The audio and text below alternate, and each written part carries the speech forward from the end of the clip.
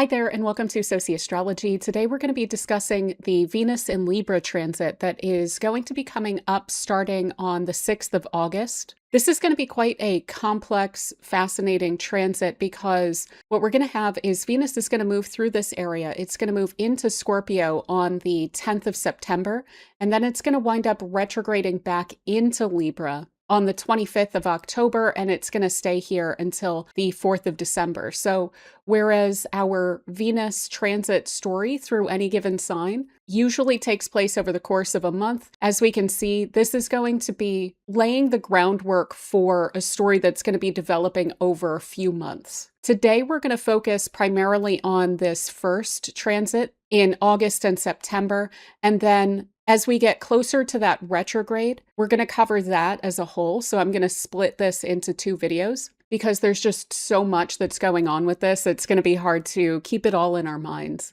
And Venus is already, as you can see, doing a whole lot of stuff before it even moves into Scorpio. So we'll look at this on a general level, what we can expect from Venus moving through Libra.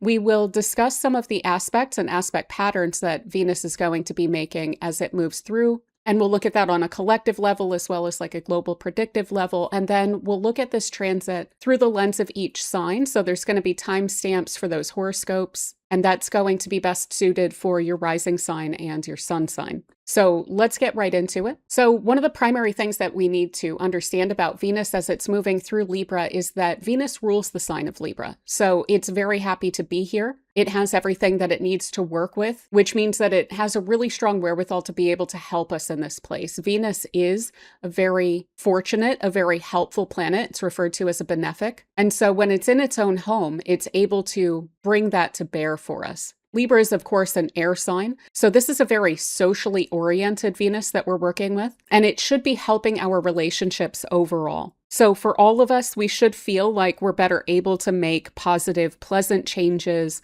on a personal level, on a collective level when it comes to our interpersonal connections, our social connections. By moving through Libra, Venus is bringing our attention to our relationships, to notions of respect and justice, reasonability, our common ground with people, where we can find agreement. So it's highly cooperative. And this should incline us, as well as those that we're dealing with, to be more cooperative as well. We should also find that this is quite supportive of interesting ideas, interesting conversation. It's quite supportive of media, culture, business, aesthetics, making graceful impressions, a sense of fairness. There's a definite respect for balance when Venus is moving through Libra. It should also, by having one of the benefics in its own sign, just kind of help us to be in a better mood as well, to be a little bit more optimistic. And what really stands out about this transit of Venus through Libra is that, as you can see, it is playing into this really broad, very rare alignment of the planets. So Venus at 5 degrees of Libra, Mercury at 5 of Leo, Uranus at 5 of Gemini. We have Neptune at 4 of Aries, and Pluto at 3, almost 4 of Aquarius as well. And so they're all very closely aligned. And this is actually occurring during what is a solar eclipse in Leo. So this is a snapshot of the sky at the moment of the eclipse that's going to take place on the 12th of August. So Venus is going to be helping us immensely with that eclipse, with getting a better result from that. So the changes that happen on a personal level are likely to be very well supported by those around us. We may even find that there's a stronger ability to find our tribe, to find support systems, to be able to shine to others. And again, not just to make graceful impressions, but even to make really strong and impactful impressions on people. So we're actually going to discuss all 4 of these alignments as one, which is a castle aspect pattern. And then we'll discuss the sextile to Jupiter that's going to come a little bit later, and then the opposition to Saturn that's going to come up toward the end of August. So I do quickly also just want to address this retrograde a little bit more. As I mentioned, we're going to cover this more fully in its own video because it's too complicated for one video, but this is going to be moving Venus from its domicile, from a place where it's very strong, into a sign of its detriment, where it struggles a little bit more, and then it's going to move back into its sign of domicile. So it may feel like things are moving along quite smoothly, and then they get quite complicated, and then things actually wind up turning out a little bit better than expected. But this may also set us up to need to revisit some of the agreements that we're making during this transit, some of the connections that we're building with people. So I don't necessarily want to encourage looking at everything as potentially more complicated than it appears on the surface, but it might set us up well if we can just kind of keep in mind there's going to be a lot of layers to peel back to what's getting set up by Venus and Libra. So yeah, let's get into it. Let's discuss the alignments that this Venus is going to make during this first pass through Libra.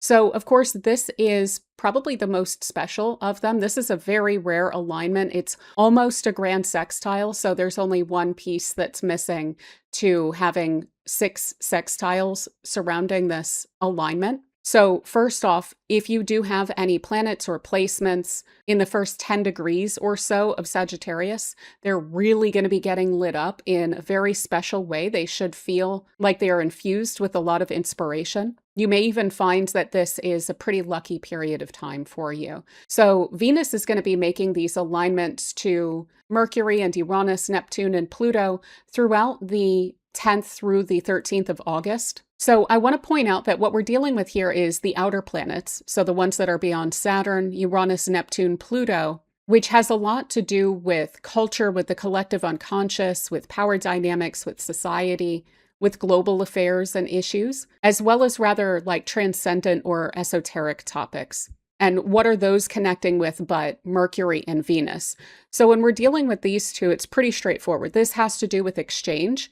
It's about interpersonal relationships and how we can make those work more smoothly. Sometimes we get exchange in the sense of markets and finance. And these are also very keen on social connection. But what I see is really significant here is going to be their ability to perceive of those social connections. And we may feel that we are running between a sense of a lot of optimism about our connections with people, as well as even some fears or a little bit of feeling like, is this real or is it not? Because what we have in this castle pattern is so many wonderful flowing connections, but we also have an opposition from Venus to Neptune, which can create this kind of rose-colored glasses, almost a weakness of perception where we can sometimes go way high in how we expect for things to be. We can kind of set ourselves up for a little bit of disillusionment with those kinds of hard aspects between Venus and Neptune. But then simultaneously, we have this opposition between Mercury and Pluto, which often can cause us to question things or to be somewhat skeptical, to think what's actually going on under the surface here. It's almost like spidey senses. So one thing that I would really recommend is leaning into the balance that Venus in Libra can offer to us around this time. Try to check in with yourself around, I would say, the second week overall of August and see if it really feels like you're being really over-optimistic, like uncharacteristically over-optimistic or uncharacteristically pessimistic, and see if you can try to bring that into a sense of alignment, because our perception is going to be important here in how we are dealing with ourselves and each other. And if we're over-optimistic here, of course, sometimes, again, that can set us up for disillusionment. But if we're over-pessimistic, maybe we wind up missing out on some opportunities to connect with people that we would really like. So balance is always a tall order, but I'm going to throw that out there. That's going to be the best thing that we can focus as much as we can on during this time. This is also likely to be a time where we feel a bit overwhelmed by the amount of energies that we're dealing with. And these are our primary interpersonal planets. So we may feel like there's a bunch of people reaching out to us, wanting to do things. There may be really overpacked agendas, too many things to do, too many different perspectives to take on board. And we may just feel pulled in a lot of directions here. But what's interesting about this is I think we're really excited about all of this. We have a really strong emphasis on the air and fire signs around this period of time. And so a lot of us are going to be inspired to be very active, to get very engaged and involved in our lives and in the lives of those around us, to build these really meaningful connections, to have these really wonderful conversations. We're certainly going to want to lean into the optimism of this moment. And again, keep in mind, the solar eclipse is happening right in the midst of this. That's going to be on the 12th of August. So we're even coming into this new sense of self, which we may be wanting to try out on our connections. Like, what if I bring this kind of an energy to my conversations? We may have some personal goals that are new that we want to share with others. See if we can get other people on board. But again, it may just feel like there's a lot that's going on. We're very active during this time. And I'll be covering that solar eclipse in the very next video. So that's going to be out next week as well. And we'll go into this a little bit more from that perspective. But what's so fascinating about this as well is that by creating all of these vectors between the outer planets, which do tend to speak to like spiritual energies, being able to channel either the collective unconscious or what's beyond the veil, to be able to see through matters with Pluto involved, to get under the surface of things, to feel like we are able to liberate ourselves from mental patterns, perceptive patterns. We may feel fundamentally guided during this time as well. And that's kind of what I'm most excited about with this. It's almost like we're not just communicating with each other, and we're not just communicating on like these global social levels, but we may feel like we are channeling or like we are in communion with something that is beyond this world. So I would be paying really close attention to what is inspiring you.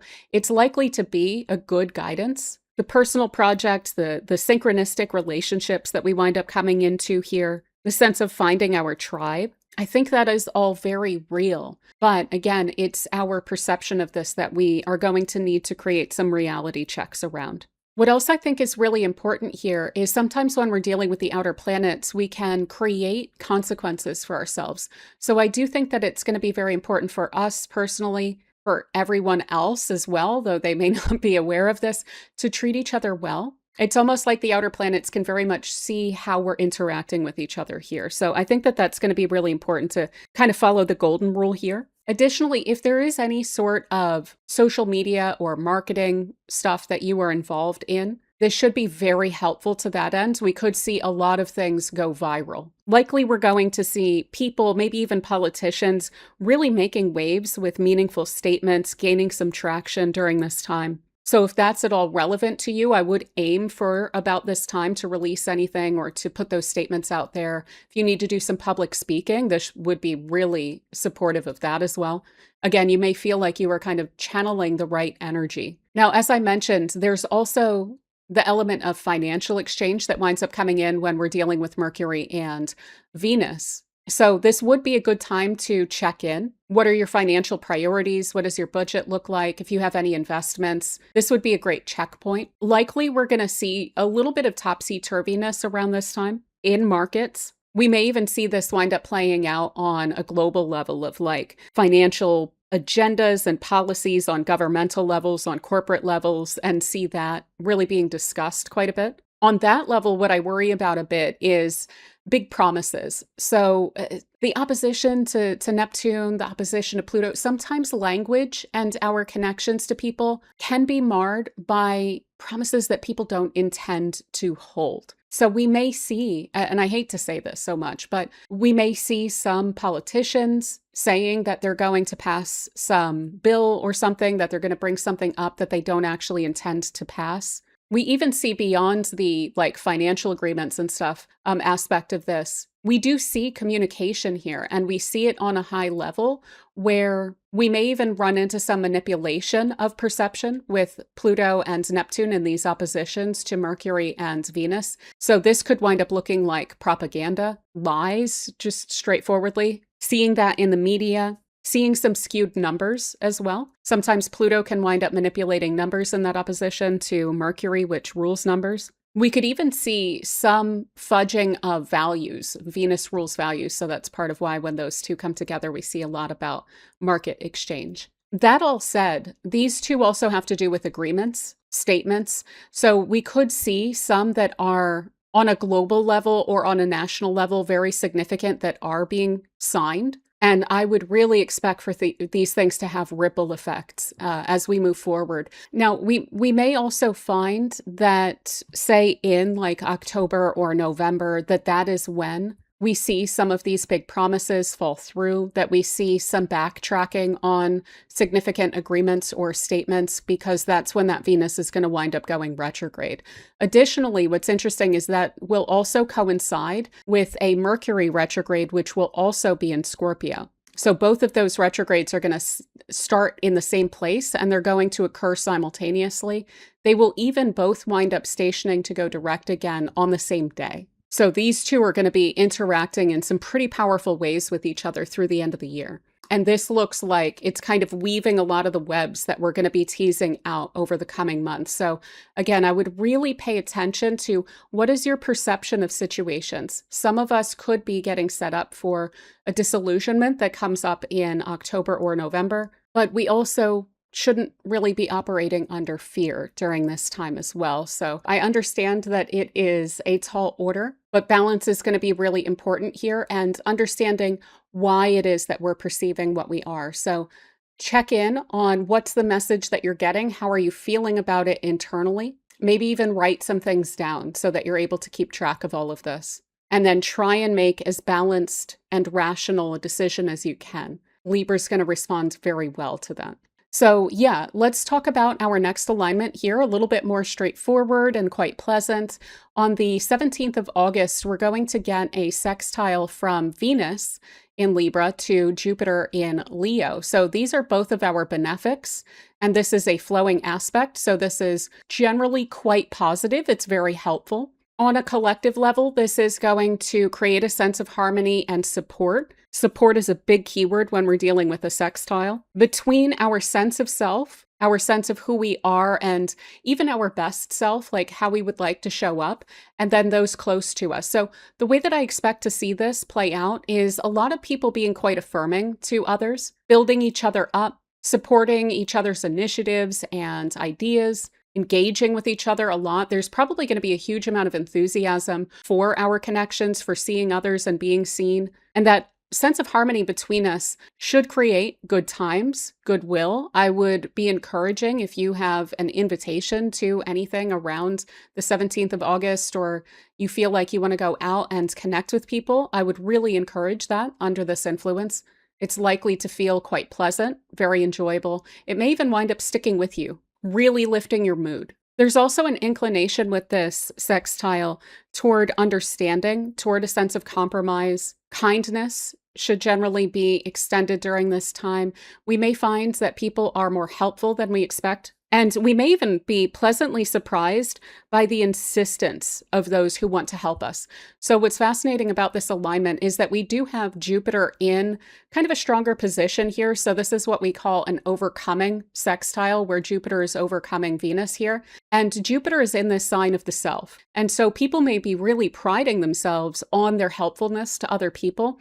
And so we may have some people step in and say, hey, do you want me to help with this? We may be like, it's okay, I can handle it. And there may be some insistence there of like, no, I know that I can help with this, and so I'm going to do that, right? So that may also be a very pleasant experience that we have under this influence. So I also wouldn't be shy to ask for things. If we put ourselves in the position of Jupiter and Leo, if we are able to admit that we need help with something and we reach out to others, likely we're going to get a Venus and Libra kind of a response, which is very cooperative and very supportive. This could even wind up bringing out the friendship aspects of all of our connections.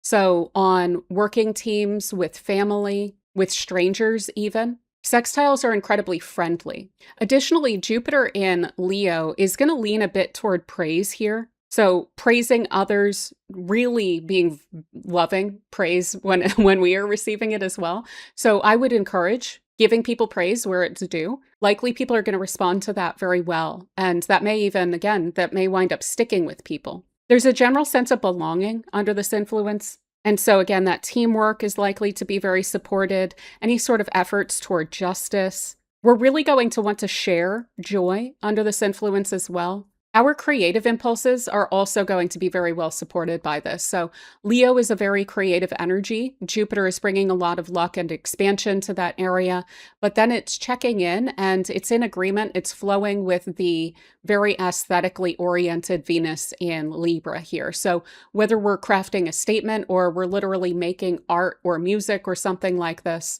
it's likely to go much more smoothly, and the result is likely to be more of what we were aiming at. We're also likely to just see the arts supported, generally speaking.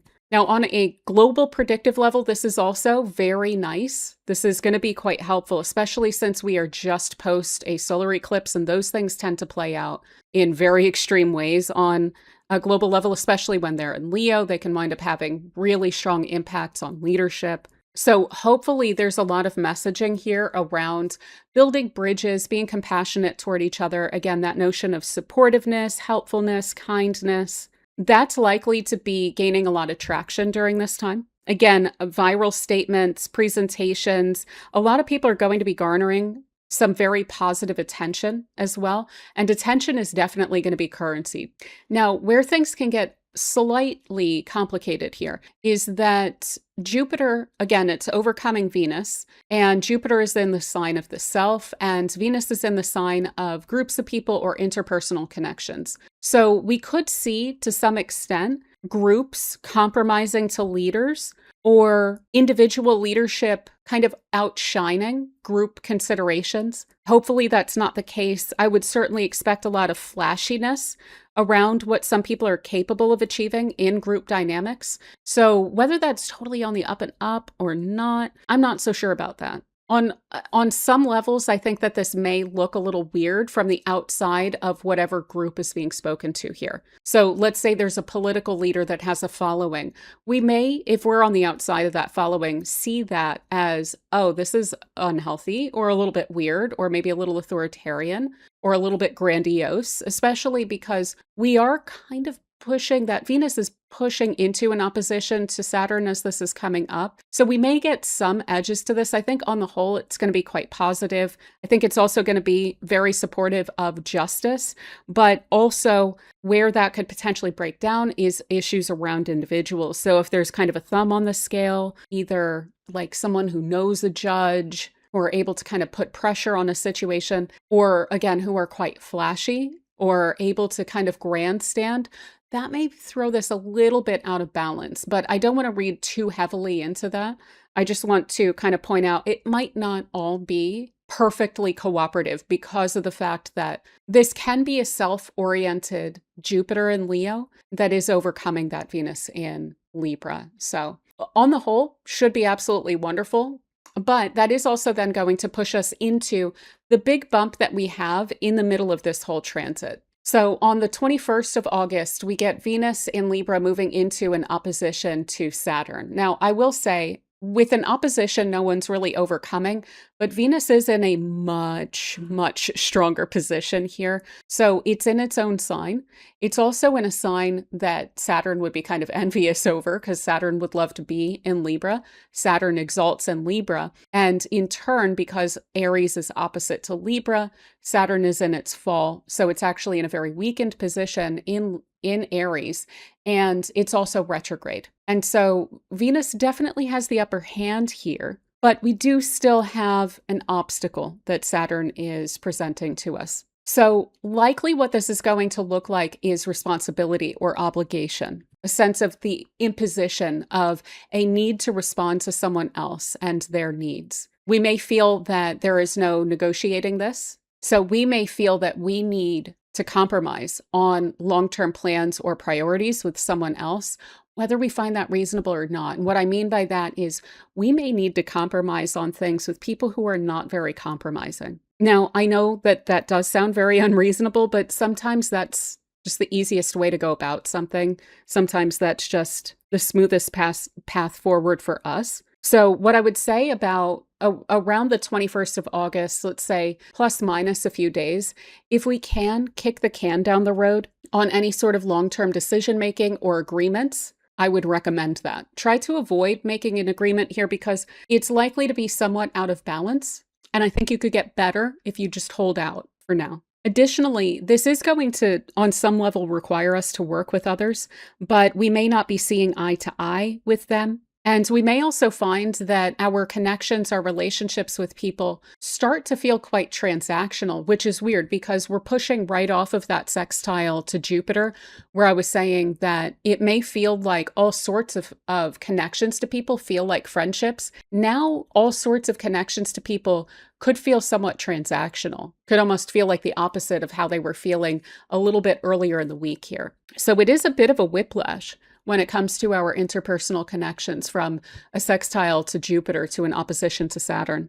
Now, on a global level, this is going to create some very direct challenges to peace and diplomacy. Often we will find ourselves in a versus kind of a situation with an opposition where the obstacle or the problem is literally something outside of us that we are dealing with. So this may be a specific party to an agreement that is, again, unwilling to compromise. I think that refusal to compromise is going to be the headline when it comes to this opposition here. We may even find that there are some people who are refusing to follow convention on things. Because what we have is an obstacle in Aries, which is very pioneering. It's not going to just look to the past or look to convention for answers. But what we have here is two energies, Saturn and Venus, which most like to be in Libra because they know what's going on in Libra. Things can be sorted out. We do wind up relying on etiquette and convention and the way that things are done in order to understand how to properly relate to each other when we're dealing with Libra.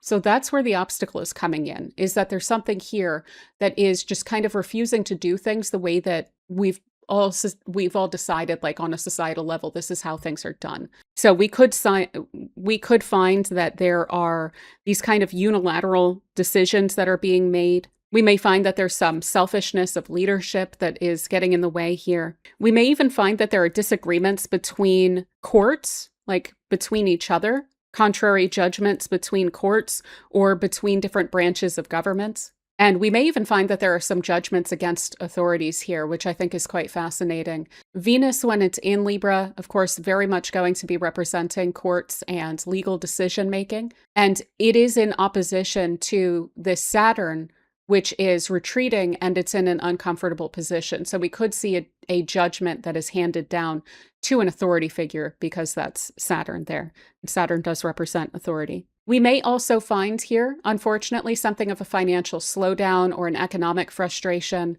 Hopefully, we are not hearing about any sort of austerity, but that could absolutely be the case as well. Now, what else is so interesting about these alignments that we're seeing as Venus is moving through Libra the first time around? Again, all of this is really during eclipse season. And so, especially when we get into the back and forth of the sextile to Jupiter and then the opposition to Saturn, this sense of whiplash, the judgments that could be coming down, the disagreements between different branches of government and internationally, the import of all of this, as well as the consequences of all of this, are basically maxed out. They're really raised very high during eclipse season. So whether or not people, leaders, are able to compromise, are able to work together, both the agreements that are made and the agreements that are broken during this period of time are likely to have a lot of historical significance. And especially because we're kicking off a very important set of eclipses in Leo,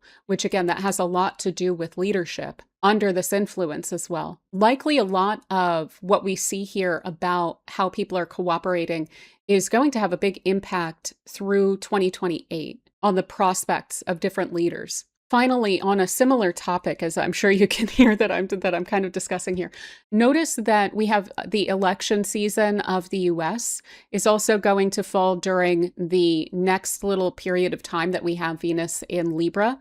So we are going to be revisiting a lot of what Venus is doing right now during that election season even. So we may see some very interesting decisions made that are incredibly consequential to the political futures of a lot of different leaders, not just in the US, but again, for a couple of years to come, globally speaking.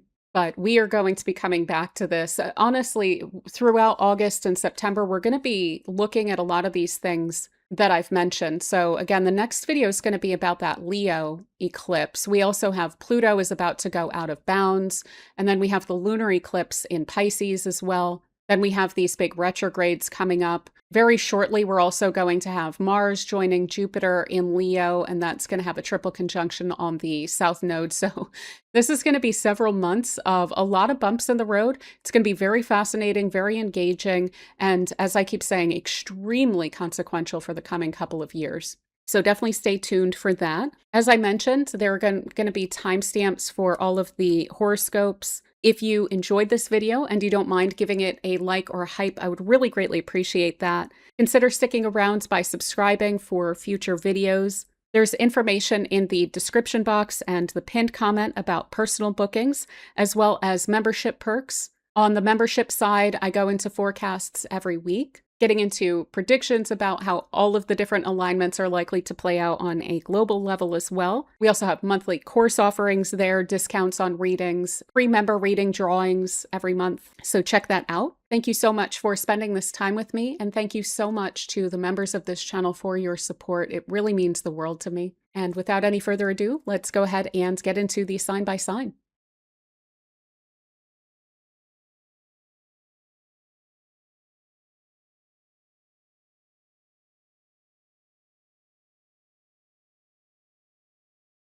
All right, so for Aries, we are going to have Venus in your seventh house of your connections to other people, partnerships.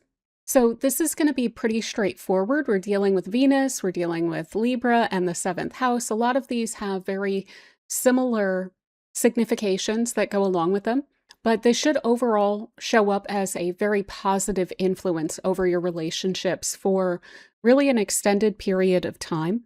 And the reason for that is that we don't just have Venus going through Libra from the 6th of August to the 10th of September, but it's also then going to go out into Scorpio, and then it's going to retrograde back into Libra from the 25th of October through the 4th of December as well. So this is going to be a little bit more drawn out, as well as containing a lot of layers.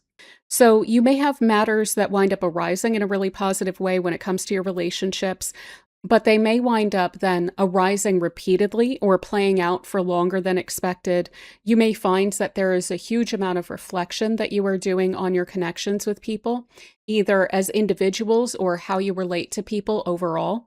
And for you, Aries in particular, this could absolutely wind up showing up as people from your past that wind up coming back into the fray, especially during that later period of the 25th of October to the 4th of December. Now, I'm going to address that again when we get later in September, when we start to get closer to that retrograde. I'm going to do a whole video about the retrograde itself as well. But overall, it should feel like throughout this period of time that relationships with people, that the people that you're interacting with, especially those closest to you, those that you're working with one-on-one. So this can be romantic partnerships, business partnerships, clients, very close friends. Those should feel like they're much more cooperative, like they're much more equal, they're much more balanced, they're much more harmonious. You may even find that people are more generous or more considerate toward you, that people are treating you more kindly, and that those connections are going more smoothly. You may also find, because Venus can show us something that we are finding pleasurable as well, and with this out in this house of relationships, you may find yourself really enjoying connecting with people, socializing, communicating, expending time and effort and energy into your connections with people. And probably part of the reason for that would be that there's a payoff, that it's reciprocated. Libra is really good at reciprocating the energy that it receives. Additionally, you're likely to find that there's a lot of social grace here. So your social graces should be well supported by this, but also the impression that you're making on other people. So you're reflecting outward to people and then receiving back more competence, more of a sense of recognition of integrity. And through that, you should find that you're also able to create more opportunities for yourself. So for instance, if you tend to really stay in your own lane and create your own opportunities, you may find that people are introducing you to opportunities more during this period of time. So the opportunities coming through your partners, through your close friends and connections. This could be someone putting in a good word for you, or just knowing some information that's going to be really helpful. Additionally, in the seventh house, we find contracts, negotiations also show up here. So if you're involved in any sort of litigation, or if you do need to sign a contract, it's likely that that's going to be on the up and up, that there should be positive outcomes there. It's unlikely that there will be much that's underhanded with that. However, there could be some delays. So that's where the retrograde winds up coming in, is that you may feel like, okay, I've signed a contract and it's over, it's fine, we're in the clear. There may be a need to either renegotiate, or maybe something wasn't signed correctly. Maybe this is a lawsuit that is going to go in your direction, but it just winds up dragging out for longer than you're expecting. Your plans with others, especially fun plans that you have with other people or cooperative plans, they may also wind up taking longer than you would expect. Now, what's nice about this is you may have someone who's introduced to you that seems like it's just going to be for a short time and then they wind up coming back into the fray. So sometimes that can be wonderful when we get these transits elongated by the fact that there's going to be a retrograde there. Typically, Venus only spends about a month in each sign. But as I mentioned, this transit is starting on the 6th of August. It will go into Scorpio for a little while, but it's not going to be until the beginning of December that Venus winds up fully moving on. So we may have someone arise repeatedly. So I also wouldn't worry too much about missed opportunities with people. If there's someone you meet where you're like, oh, I wish that I had said something or connected with them more, it is likely that you're going to wind up finding yourself connecting with them again, especially if you set some intention to that end. Additionally, when it comes to like lawsuits and contracts and negotiations, things like this, the seventh house can also be where we run into a conflict with someone else, where there's like another party to a situation that's like opposing.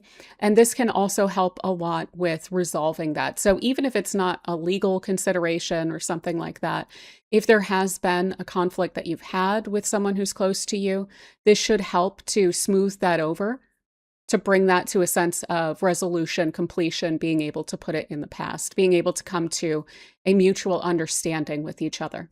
But yeah, other than that, I would just reiterate, I think I mentioned this, sorry, Mercury is retrograde, so maybe I didn't.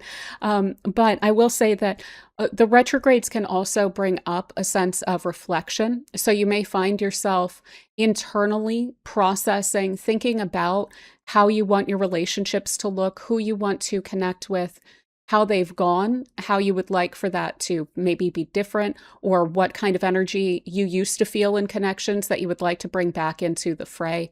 So I wouldn't be surprised if you just have your mind kind of spinning on or thinking about relationships overall quite a bit more than usual.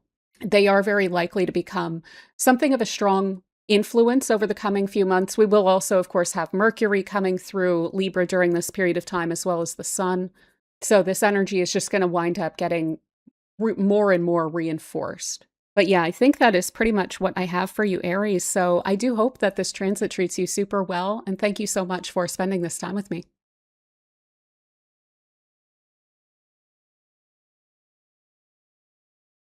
All right, so for Taurus, we have Venus and Libra transiting through your sixth house. So this is the place of the things that you have to do, your routines, your working life. Teams that you work with tend to show up here as well. Some aspects of health also show up in the sixth house.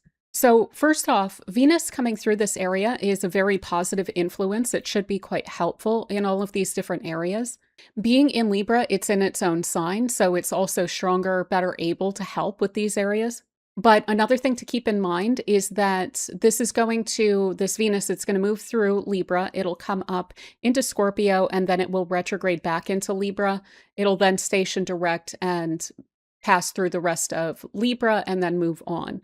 So basically what we have is from the 6th of August until the 10th of September, Venus will be moving through Libra. It'll go into Scorpio, turn retrograde, and then it'll enter Libra again on the 25th of October, and it'll come back, turn direct, and then it'll clear that out by the 4th of December. So we have this whole transit, this broader Venus and Libra story that's unfolding here is going to take longer than usual, which is generally pretty welcome from Venus because of the positive influence that it winds up creating. And additionally, especially since it's in Libra. So this may have matters that I'm going to bring up arise repeatedly, play out longer than expected. This can also create a lot of reflection in this area. So when it's retrograde, so the second period here, like October into December, you may find that you are thinking more about this area of your life, about your routines, about your working life, about how to connect with people, how to cooperate with people, maybe about self-care, taking care of yourself. You may even have some connections that wind up coming back into the fray. Maybe this is old coworkers, teams that you've worked with before that could be coming back into the picture. So, one aspect of this that's really lovely about it going through your sixth house is that it can bring a sense of enjoyment. And so, you may find that you are quite literally just enjoying your work, enjoying your tasks, enjoying your routines more, that your productivity is going a lot more smoothly. So, hitting fewer bumps in the road or getting to that point where you're kind of frustrated with the amount of work that you have to do, getting to that less often or feeling less frustrated in those moments where it does feel like you have a lot to do. You may find that people are a lot more cooperative as well. So your relationships with coworkers should feel like they're more reciprocal. Like it's not just that everything is on your shoulders, but people may be stepping in to help out. And you may find that you're enjoying those relationships more.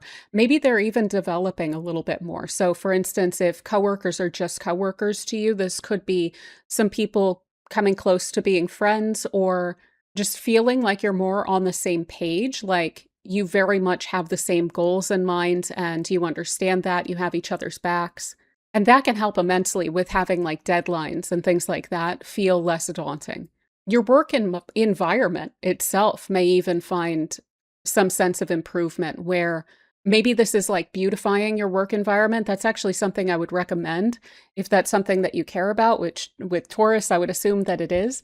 But like clearing out any sort of clutter, maybe clearing out old files, decorating, maybe this is like aromatherapy, music, things like that. Whatever it is that's able to make your working environment more aesthetically and even sensually pleasing to you, I would really encourage that.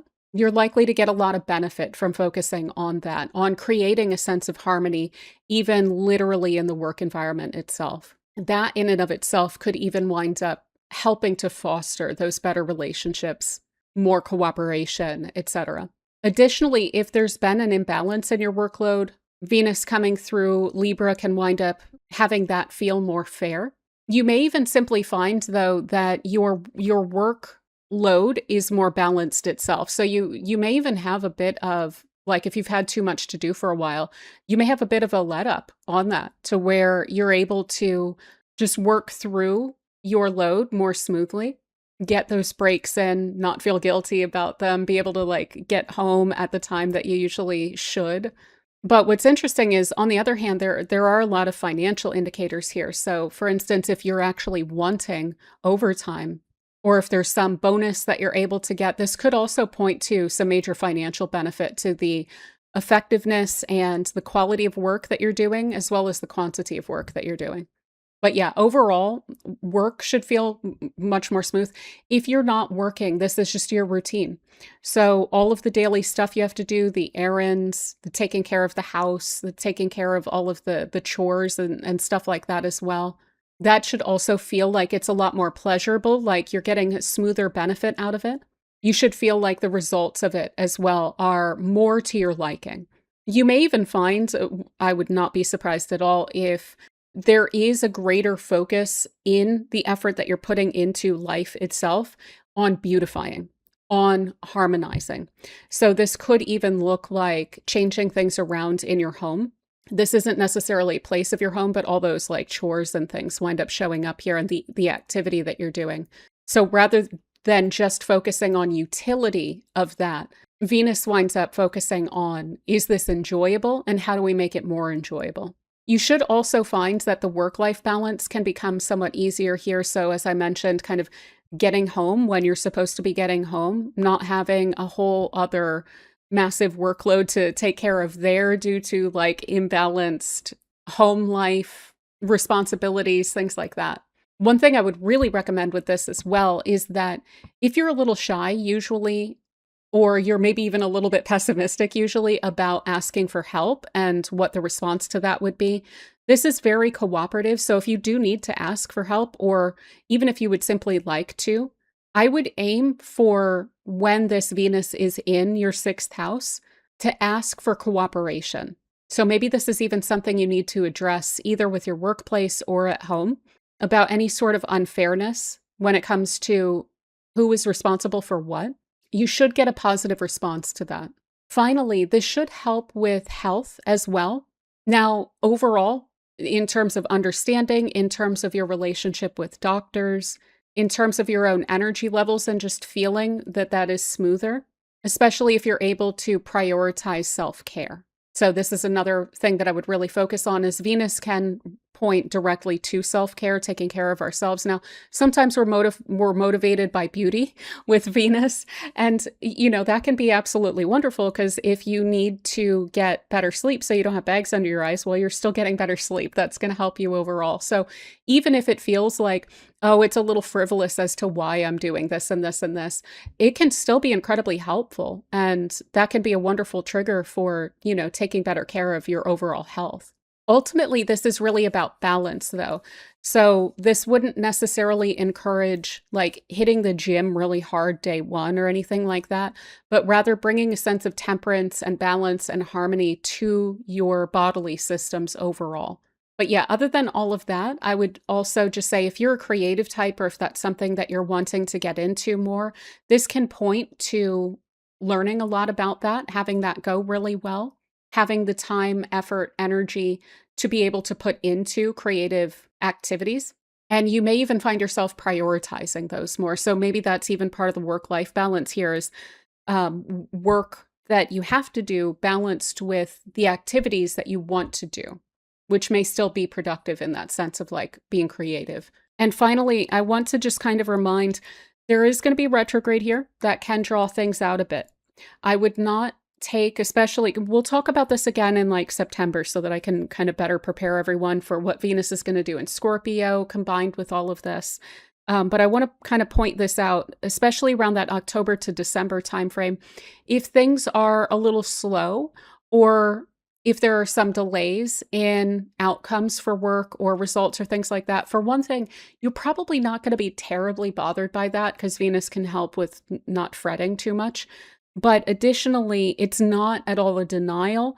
And often when we get a retrograde, we can actually come out of it in a much stronger position than we would have been otherwise.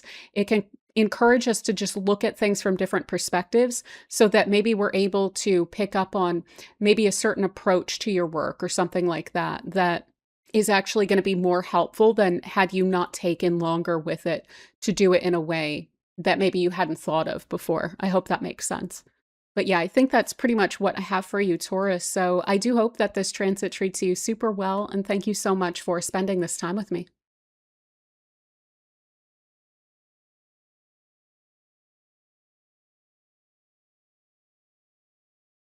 All right. So for Gemini, we have Venus and Libra transiting through your fifth house. So this is a place of your creativity, of your joy and pleasure. If you have children, this is a place of your children. Self-expression also winds up coming through here quite a bit, as well as loved ones. So Venus tends to rejoice in this house. It loves to be in the fifth house overall. The significations of the fifth house and Venus tend to overlap quite a bit around notions of joy, pleasure, loved ones, connections to people. So that's all really lovely. What I definitely want to highlight here is that Venus is a very positive influence wherever it is transiting, and especially when it's going through its own sign of Libra. It's very strong here and very capable of bringing through good influences. This is also going to be a very elongated transit. So typically Venus only spends about a month in any given sign, give or take, and it's going to go through. It will enter on the 6th of August to Libra, and it will stay there until the 10th of September. At that point, it's going to move into Scorpio. It'll turn retrograde, and then on the 25th of October, it's going to move back into Libra, where it will stay, wind up turning direct, and then it'll finally, for the last time, it'll move out of Libra on the 4th of December. So we have this whole Venus and Libra story developing over a much longer period of time than usual because of that retrograde.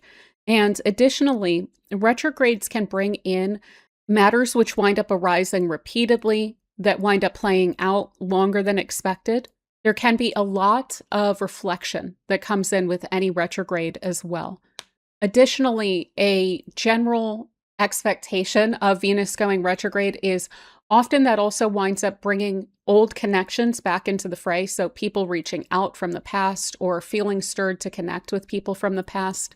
In your fifth house especially, that would not terribly surprise me if that shows up. So I want to make sure that I hit all those points as well, as they may wind up overlapping with some of what I want to talk about here. So, yeah, your fifth house is a very lovely place that has a lot to do with what you love, who you love, activities that feel very expressive of you and your individuality and your growth and your spirit. So, you should feel very positively stirred during this time. You should feel quite a bit more confident in your self expression, in what you love, and not feeling so much the need to excuse that to others or to worry about what other people think or what they want. This should help you to prioritize and find the time and the room in your life to lean into what you really enjoy. So, if you've been going through a long period of time where you have been very focused on other people and what they need or professional things, if you feel like you've just been kind of in a rut or going through the motions, this should help a lot with getting you out of that and reminding you to prioritize the aspects of life, the parts of life that really make it worth living. Additionally, you should find that there is a lot of positive feedback to what you love and to your self expression. And so that can wind up reinforcing the sense of not needing to feel guilty about prioritizing your own pleasure as well. This can also have you more connected with loved ones. So maybe you're planning events or holidays with people. This can be romantic interests, but it can also be friends, family, just the people that you love to connect with and that you connect with out of a sense of love rather than out of a sense of either obligation or like networking, things like that. This isn't so much about, I need to connect with this person to benefit my career or something. These are the kinds of people that you connect with because you enjoy it. And this is going to, again, prioritize those kinds of connections during this time. So you may find yourself really wanting to connect with others. And like I said, the fifth house also, events and parties are quite literally ruled by the fifth house. You may find yourself either going to more outings or hosting them, getting involved with events or groups of people, especially around activities that are of mutual interest.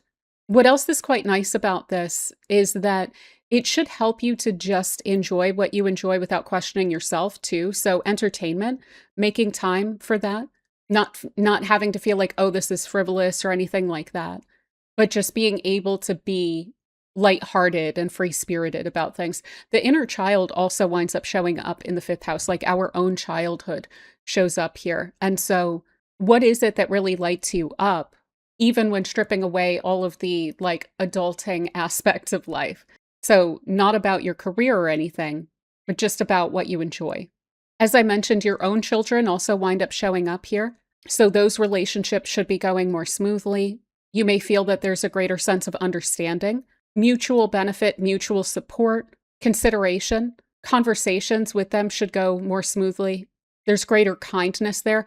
So if there's some conversation that you need to have, maybe about responsibilities or things like this, if you need to clarify anything with your children or about your children, this should help that to go more smoothly and to be able to create a sense of greater balance. But also, if you don't have children, but there are children in your life, say if you're a teacher or if you have nieces and nephews or friends' kids or anything like that, this should help you to have a really great influence upon them as well. And that may even encourage you to be more lighthearted in your life by connecting with children too. Finally, this being a place of creativity, that should also benefit from this a lot. So you should feel like there's more of a muse that you're working with or that you are more inspired to be creative, whether or not that's something that shows up in your life as like painting or writing stories or anything like that. This could even just show up as like redecorating or being crafty or wanting to create something that is appealing to you.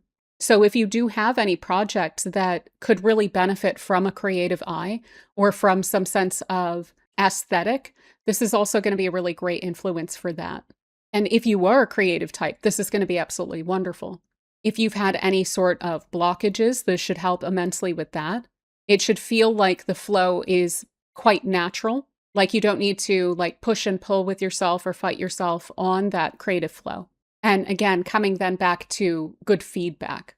Now, as I mentioned, there's this whole retrograde thing that's playing out here. I'm going to come back to that, and we're going to get deeper into what all of that is going to wind up meaning and how that's going to play out later in September before that winds up happening. Because it's just too much, I think, to keep in our minds of like a 4-month long transit here. But what I will say is that as this is retrograde and in Libra here, so basically through November, we're going to get a lot of those retrograde aspects playing out with this. So again, people, loved ones coming back into the fray, reaching out. You may feel very strongly stirred to connect with someone that you have really enjoyed in the past as well, if you have fallen out of contact with someone. But you may even be, for instance, if you're creative, this could have you reconsidering your approach. This could have you taking in new techniques. This could have you coming back to, if you are a painter, an old painting and working on it again. Dusting off an old story that you wanted to complete, but just wound up again, maybe going through the motions for a while, focusing on productivity, things like that. Reprioritizing that could wind up actually bringing you back to something that you've already started working on. And that should benefit from a lot of this too. Additionally, all the things that I mentioned, like parties and connecting with people, there may also wind up being some delays with that, with the retrograde. That's not a denial. It's just that something's going to maybe take a little bit longer than expected. But yeah, I think that's a lot of what I wanted to cover for you, Gemini. So I do hope that this transit treats you super well. And thank you so much for spending this time with me.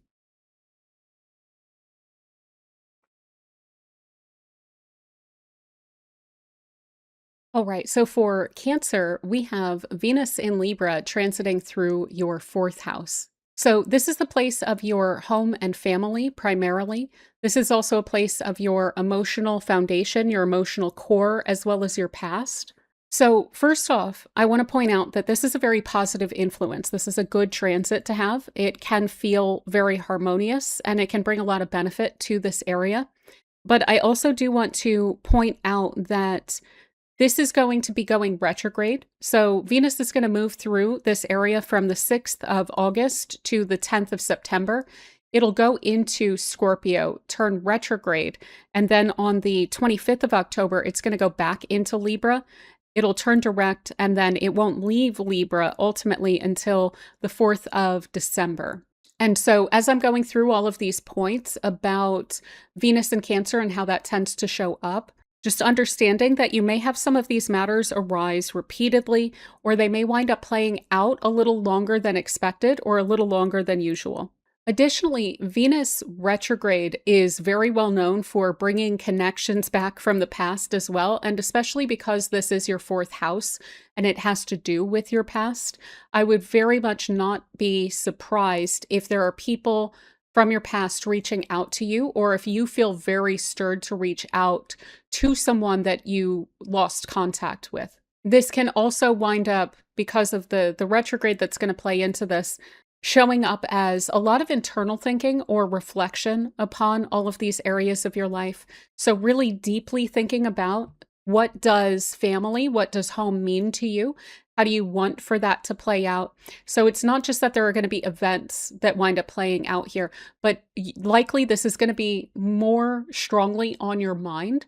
I wouldn't say heavily, because it's not necessarily a negative thing, but just kind of more deeply thinking about all of these things as well. So with all of that said, this is very straightforwardly pointing to a greater sense of enjoyment and pleasure of your home, of your private life, of your family life. So if you do live with family, that is going to be speaking to those relationships being more harmonious, more cooperative, more considerate. This should even wind up applying to family that you don't live with, but just creating a greater sense of harmony and kind of working together and mutual support and all of those good things that should come through with family. It should be more readily available to you during this period of time. But again, your private life, so privacy, doing things at home, especially as opposed to career orientation, especially also if that's been something you've been focusing on quite a bit. There are some big transits that are going through your 10th house right now, which may have been taking a lot of your focus away from your physical home, as well as away from that period of time where you're able to just like retire to your own private space and have you time, this should create more opportunities for you to be able to just relax and not have to worry about the wider world out there. So you should find that not only is that more available to you, but that you're also more deeply able to enjoy that.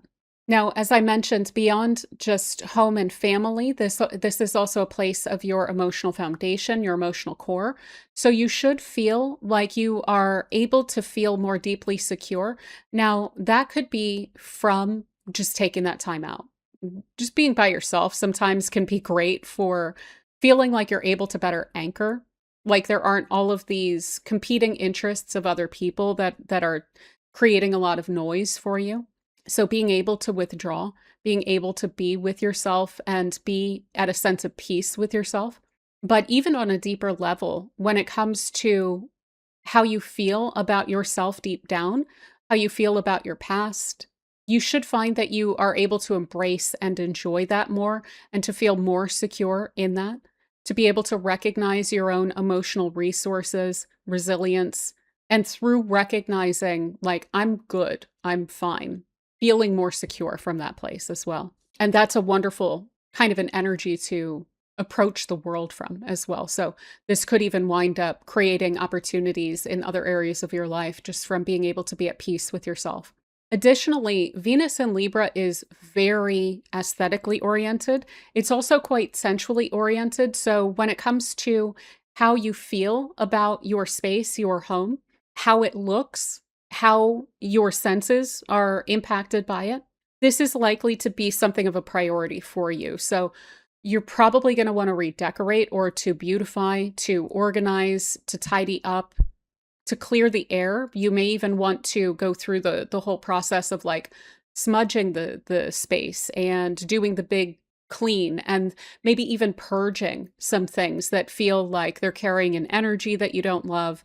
This could literally speak to a renovation that you're wanting to make, and this could stir you in that direction, even if it means like a bigger, longer project of like getting contractors or involved or something.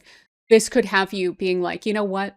I've earned it. I have the resources for it. This is something I want to do. This is something that would give me a sense of pleasure. And so I'm going to prioritize it and I'm going to go for it. This is also a great influence under which to pursue something like that and to have it go well and to have the results be good from that as well. That's part of what's extra lovely about working with benefic energy is that when it's there and you initiate something that is kind of in that direction. So for instance, when Venus is in your fourth house and you start on the process of doing a renovation, you're likely to get the result that you're aiming for or better. Additionally, Venus is a very creative energy. So this could have you kind of withdrawing from the world to an extent to focus on creative pleasures or creative projects of your own. Maybe you're not sharing those with the world right now or at all. That's perfectly lovely. That's wonderful to do under this influence, but you may literally be making room for creativity. Like some of the renovations that you have in mind may be around, I want to have a space in my home for my personal project.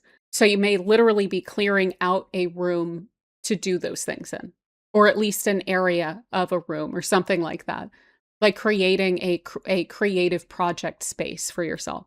And yeah, finally, just enjoying a lot of quality time with family, with loved ones, with people who feel like family even. It doesn't literally need to be like a lineage thing in the fourth house. Those that you feel very emotionally connected to, you may find that you are hosting events. That should go over very well here if you are having people over to your home.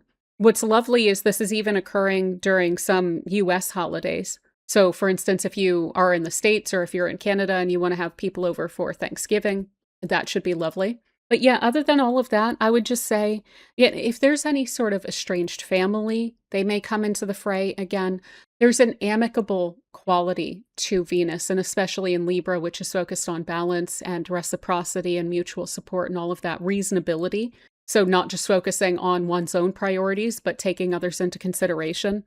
So if there's an issue that needs to be resolved, if there's a conversation that needs to be had, I would really recommend doing it under this influence. So even if it means waiting a few extra weeks or something like this, This is incredibly helpful to that whole process of creating a sense of mutual understanding between you and loved ones.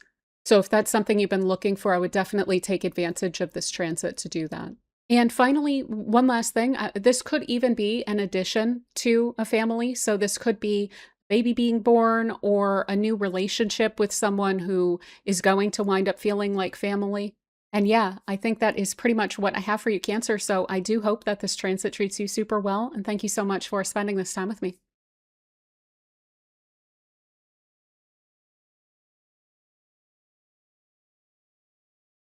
All right. So for Leo, we have Venus in Libra is going to be transiting through your third house. So this is the place of your connections and communications with other people, your community, your schedule, your everyday life, as well as spiritual practice. So, top line, what I want to emphasize here is that this is a really positive influence. This is an excellent transit. So, overall, it's going to be incredibly helpful, especially to those areas of life that I just mentioned. But what else is really important to keep in mind here is that this Venus in Libra story is going to be playing out a lot longer than usual. So typically, Venus spends about a month, give or take, in a given sign, but it's about to turn retrograde. And so it's going to play out longer. So basically, we're going to get Venus moving into Libra on the 6th of August. It'll be there until the 10th of September. It'll move into Scorpio, turn retrograde, and then it's going to move back into Libra on the 25th of October in retrograde motion. It'll turn direct and it won't clear out of Libra until the 4th of December. So, whereas usually our Venus transit story is about a month long, here you can see it's several months that this is going to take to kind of play out.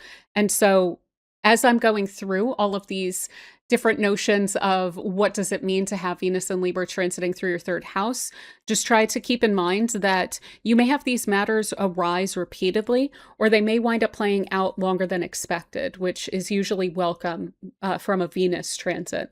Additionally, because of the involvement of this retrograde here, especially toward the end of this transit, you're likely to see that there's a lot of reflection that's also occurring from this area. So, not just like things going smoothly on an activity level, but especially this is a place also of your conscious mind. You may find that you are thinking a lot more deeply about these areas of life, about how you communicate with people, how you connect with people, about your friends, about your everyday life, and what aspects of it you're enjoying, how to re-emphasize those aspects of life, etc. Additionally, another thing that tends to come through with a Venus retrograde is that often we find that connections wind up coming up from the past again. And this is a social house for you. So friends show up here, neighbors, peers, siblings wind up showing up here. And you may find that there are people kind of coming out of the woodwork from the past to communicate with you. You could also, because this is a place of communication, get like messages from an old partner, like a romantic interest or a business partner, really any kind of people. Communications could be coming from someone from the past overall. So, yeah, with that kind of covered, let's get into what we can expect this to basically play out as. So, again, this is going to be a very positive influence. You should find that your conversations are very smooth, that they're much more harmonious, that you are getting better results out of communicating with people, that people are more likely to be on board with your ideas, with your opinions about things. You should also find that people are more cooperative with your schedule. And you can wind up reinforcing this or creating a really wonderful feedback loop by leaning into the fact that Venus is here. So this can also make you and your communication and your presence basically more harmonious as well, more persuasive, more charming, more attractive, more appealing to other people.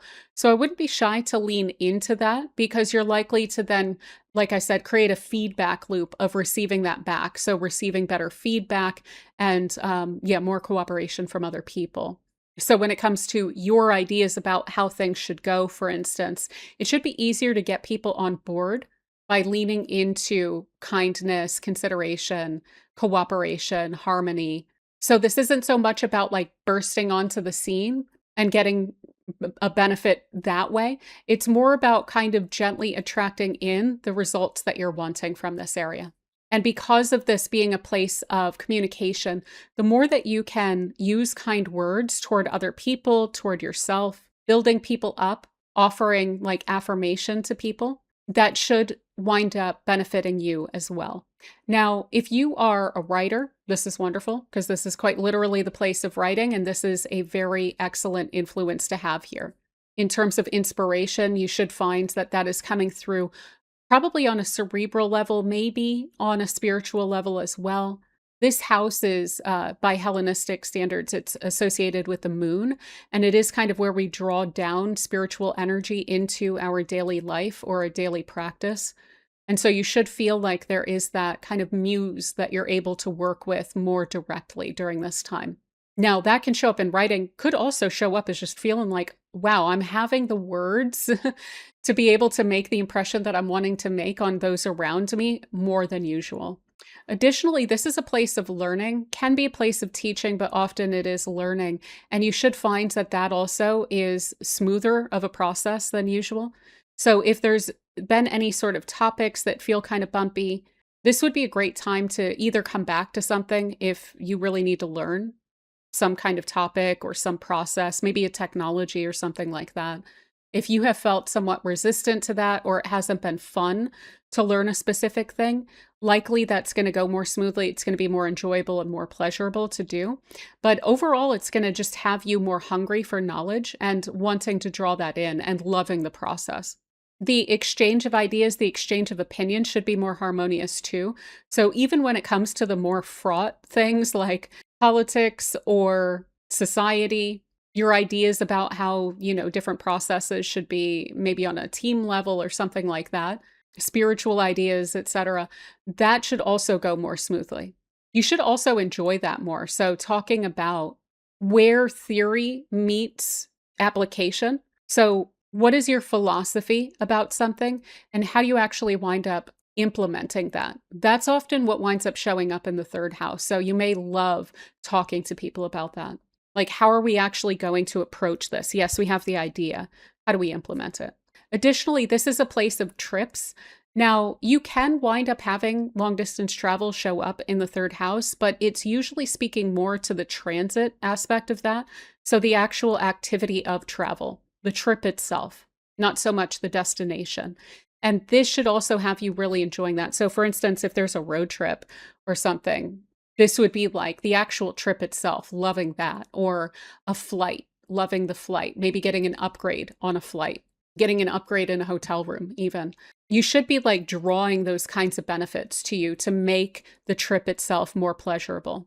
Also, your community shows up here. So this can also be like just running around town and your different errands or the usual stomping grounds, really enjoying that, being able to connect in those places.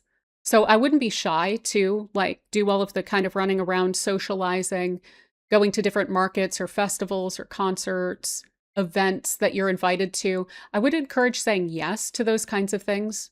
If you're on the fence about something, likely the experience of that, of connecting with people, talking to people, you're likely to really enjoy that. Time frames tend to show up in the third house as well. So your actual schedule, your plans, that's likely to go more smoothly. So that's really lovely. Like things going according to plan or possibly even better at times. Also, like I said, kind of getting people to work with your schedule on things. People should be more cooperative. So if you do need to ask for maybe a little more time to do something, or if you want to push something up, I would ask. You're likely to get a better response than you would expect. Additionally, those harmonious relationships with people around you, those could even wind up benefiting other areas of your life. So being great at conversation, building people up, being kind, that could even bring you, for instance, career benefits or networking opportunities. And yeah, as I mentioned, spiritual practice tends to show up here. So in Hellenistic astrology, the moon rejoices in the third house, and it speaks to drawing spirituality down to earth. So those regular rituals, meditation, setting intentions, any sort of manifestation, your sense of spiritual connection in your everyday life your ability to like enjoy the magic of everyday life as well, that's all likely to deepen and benefit from this as well. And you may find that there's a lot of pleasure there. So, also, if that's something that you've struggled with a bit, like creating that daily spiritual practice, if it's felt like work, it's unlikely to feel like work during this time. You're likely to really enjoy it. So, you may be able to create a really wonderful habit around daily spiritual practice. And I would recommend leaning into that here. But yeah, other than all of that, one other thing I would throw out here, like an old conversation could wind up arising again. Maybe there's some discussion you've had. Maybe it's even an argument that you had a long time ago. Someone may either come back to apologize or to harmonize around that. You may want to apologize. That would be wonderful. If you feel like you need to, you know, then that's probably coming from a really beneficial, wonderful place as well. Maybe this is even like not necessarily reaching out to someone to apologize, but just seeking a sense of forgiveness of self, maybe even about old ideas that you had. Additionally, your relationships with neighbors, peers, siblings, those relationships all literally show up in the third house. So those should also be a lot more harmonious, cooperative, considerate during this time. But yeah, that I think is pretty much what I have for you, Leo. So we will come back to the retrograde in September. It's too big of a topic really to do in one video. So I wanted to talk about this transit in Libra first, but we'll talk about this whole process of Venus moving into Scorpio and then back into Libra and then moving on again come September when we get a little closer to that. And until then, I hope that this transit treats you super well. And thank you so much for spending this time with me.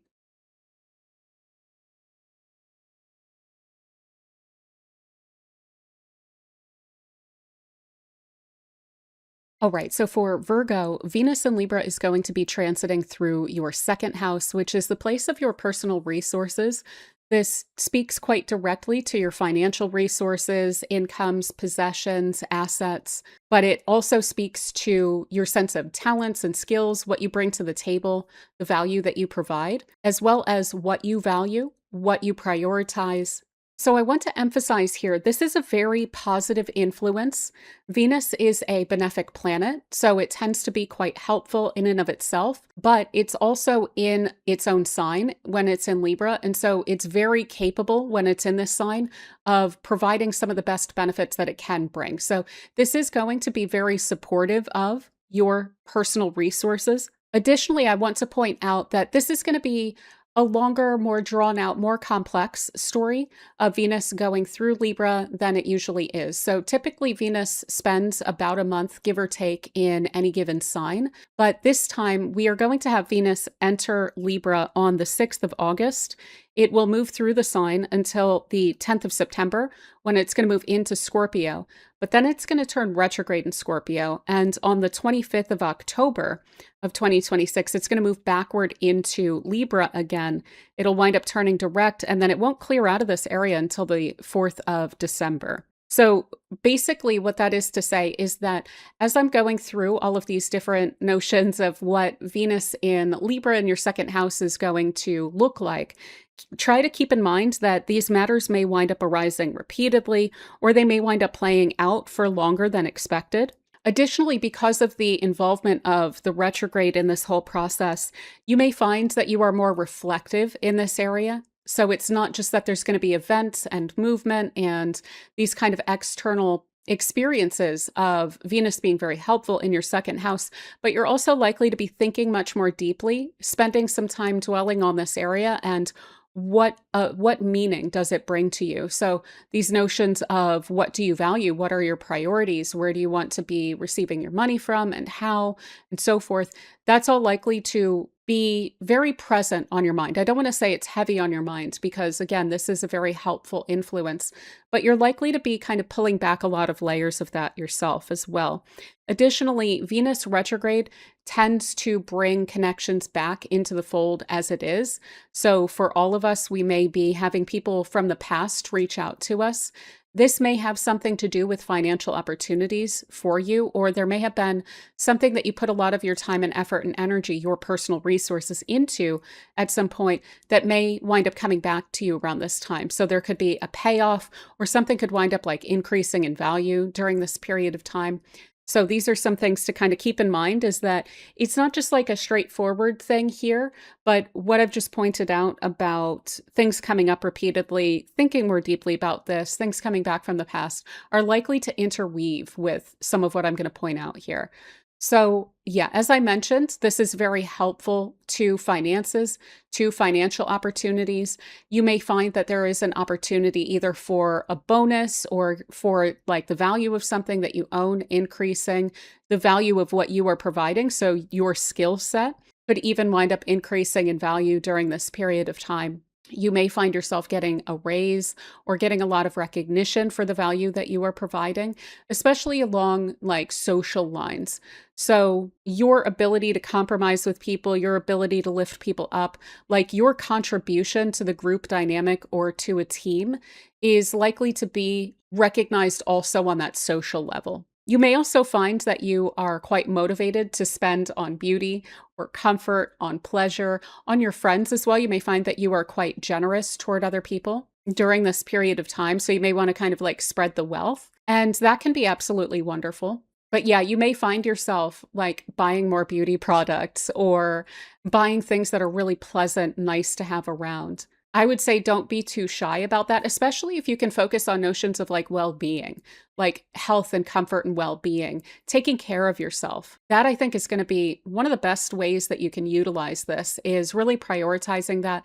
And if you want to invest some in that, I would really encourage it. You're likely to get a lot of benefit from it. This is also overall very supportive of your sense of self-worth. So not only other people recognizing what you're bringing to the table, but you feeling somewhat more confident in that, recognizing that yourself. Now, that can also be conducive to like getting a raise or something if you are recognizing I'm contributing a lot more than I feel like I am getting back. This could even have you asking for a raise or pointing out some of your skills in a way that does wind up increasing the benefit that you're receiving from that as well. Again, especially when it comes to your social skills, also any creative talents that you may have. So if you not only do things well and with quality, which I would assume as a Virgo that you would, but also recognizing the balance, recognizing the organizational quality of that, or how things are presented, not just what's presented, but how it's presented.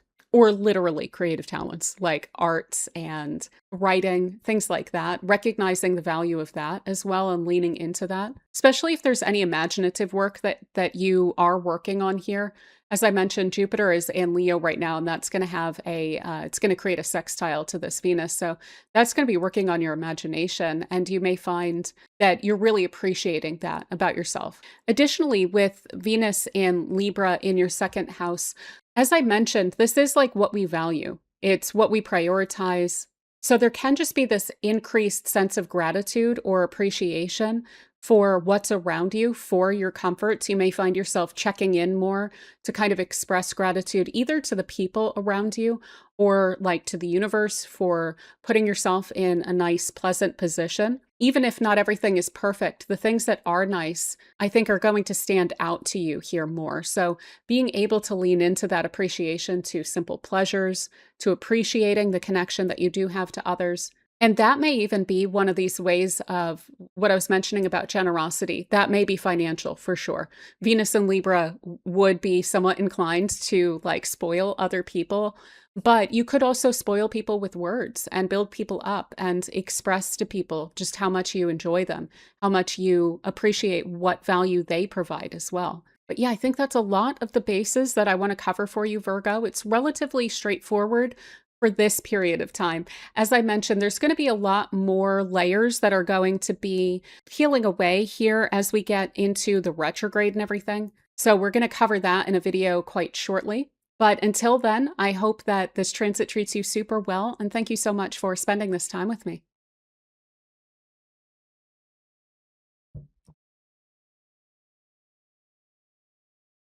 All right, so for Libra, we have the Venus and Libra transit going through your first house. And this is the place of you, yourself, your personal goals and priority, the roles that you play, your self-image, so how you see yourself, your perspective on things, basically all things having to do directly with you and emanating directly from you.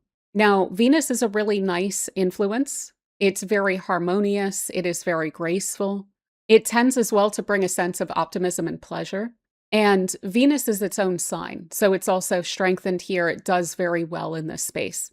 Now, this transit is also going to be much elongated. So usually we have Venus go through a sign in approximately a month, give or take.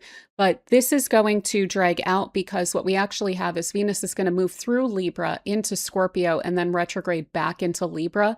And then it'll station and go direct. So we have this entering on the 6th of August. It's going to stay here until the 10th of September. It'll go into Scorpio and turn retrograde. And then on the 25th of October, it's going to go back into Libra, turn direct, and then it won't leave Libra until the 4th of December. So you can see how that's much longer overall from the 6th of August to the 4th of December to have this kind of broader Venus and Libra story playing out for you.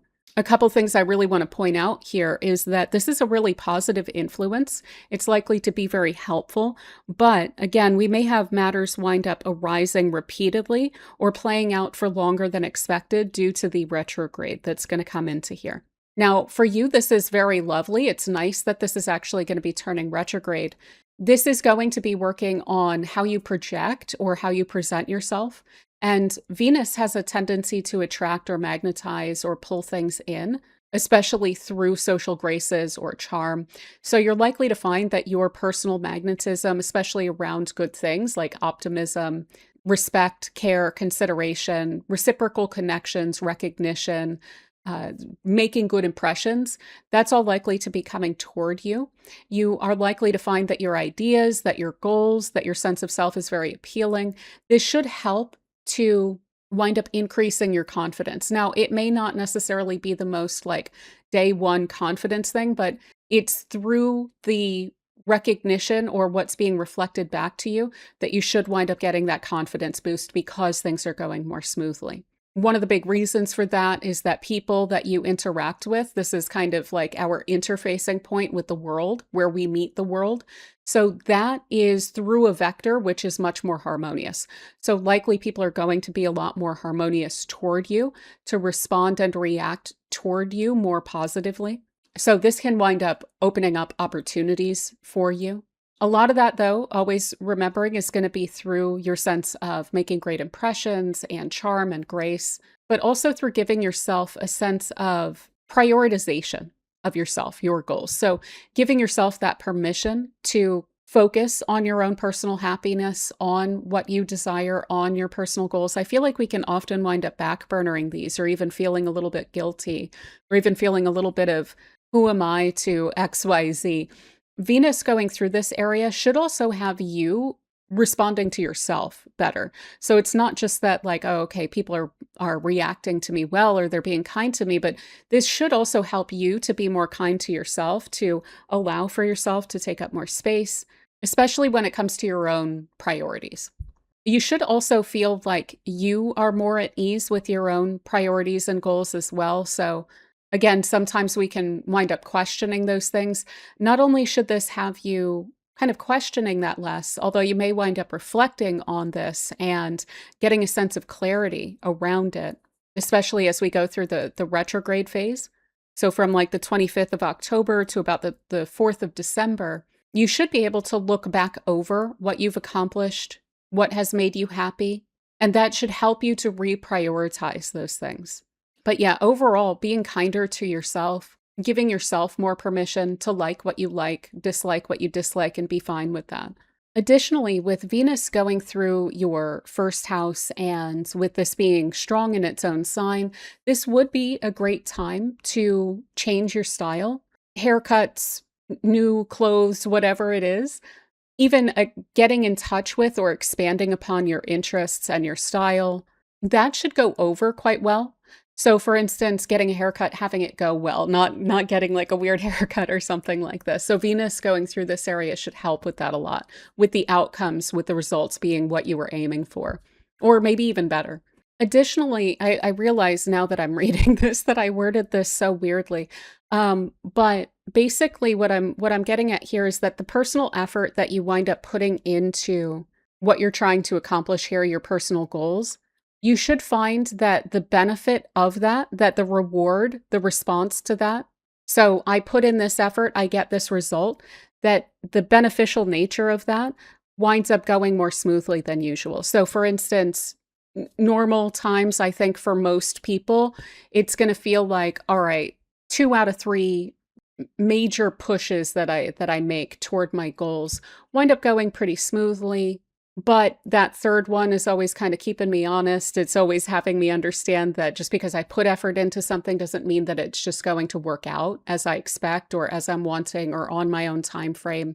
This should feel like it's more often like 3 out of 3 times, that it's more often that it's going to go quite smoothly. Now, there may be that time frame issue here. So things may get a little bit delayed, but don't take a delay as a denial at all when Venus is going through your first house.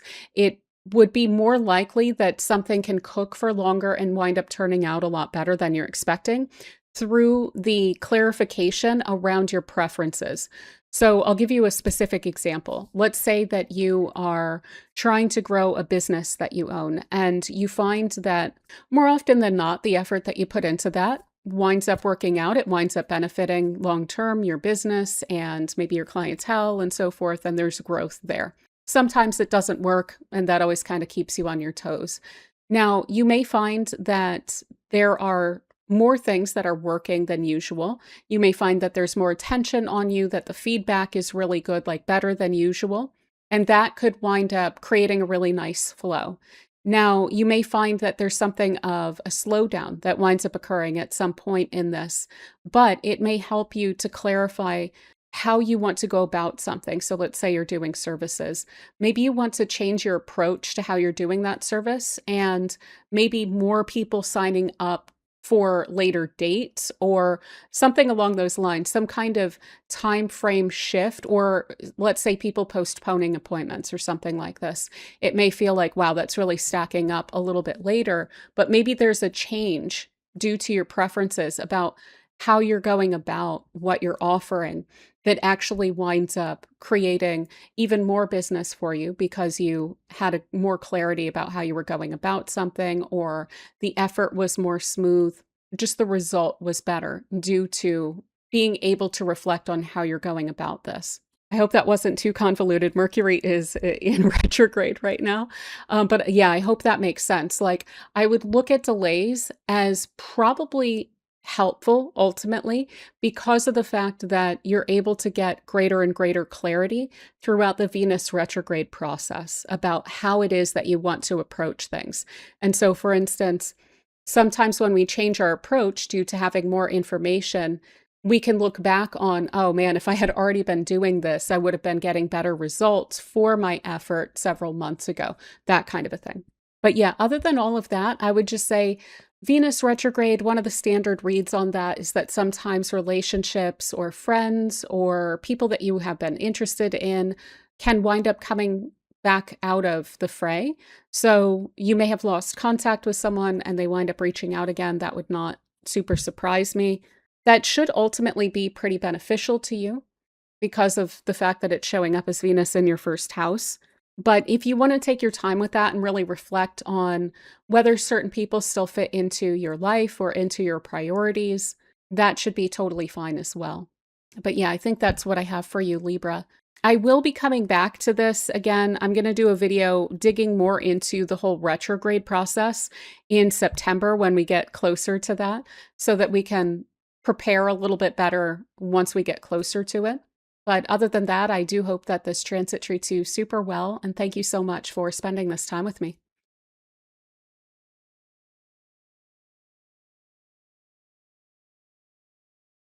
All right, so for Scorpio, we have Venus and Libra transiting through your 12th house. So this is a place of your subconscious, of time spent in solitude, behind the scenes, in spiritual practice, in your imagination, in your own inner world, in meditation. This can be a place of complicated habits and patterns of behavior, the things that go on under the surface on an emotional level. And what I want to point out foremost is that this is a very, very, very positive influence to have in this area. But I also want to point out that this is going to play out a little bit differently than a usual Venus in Libra transit. So from the 6th of August to the 10th of September, it'll be moving through Libra. It'll move into Scorpio, into your first house. It will then station and turn retrograde, and then it'll re-enter Libra on the 25th of October, and then it'll turn direct and stay there until about the 4th of December. So we have this whole process playing out over a longer period of time. So these things that I'm about to discuss, you may have these matters arise repeatedly, or they may wind up playing out longer than expected. And what's really interesting for you, I don't want to go too far into this quite yet, because this isn't really what this video is supposed to be about, but for you in particular, Scorpio, because it's going to be moving from your 12th house into your first, this is really, really, really all about you. The 12th house is kind of like your subconscious self, or you under the surface. And then the first house is you on the surface and how you interface with the world. So this is going to be a very interesting retrograde for you. I'm going to get deeper into that in a video that I wind up publishing probably in like mid to late September, when I go deeper into the whole retrograde process.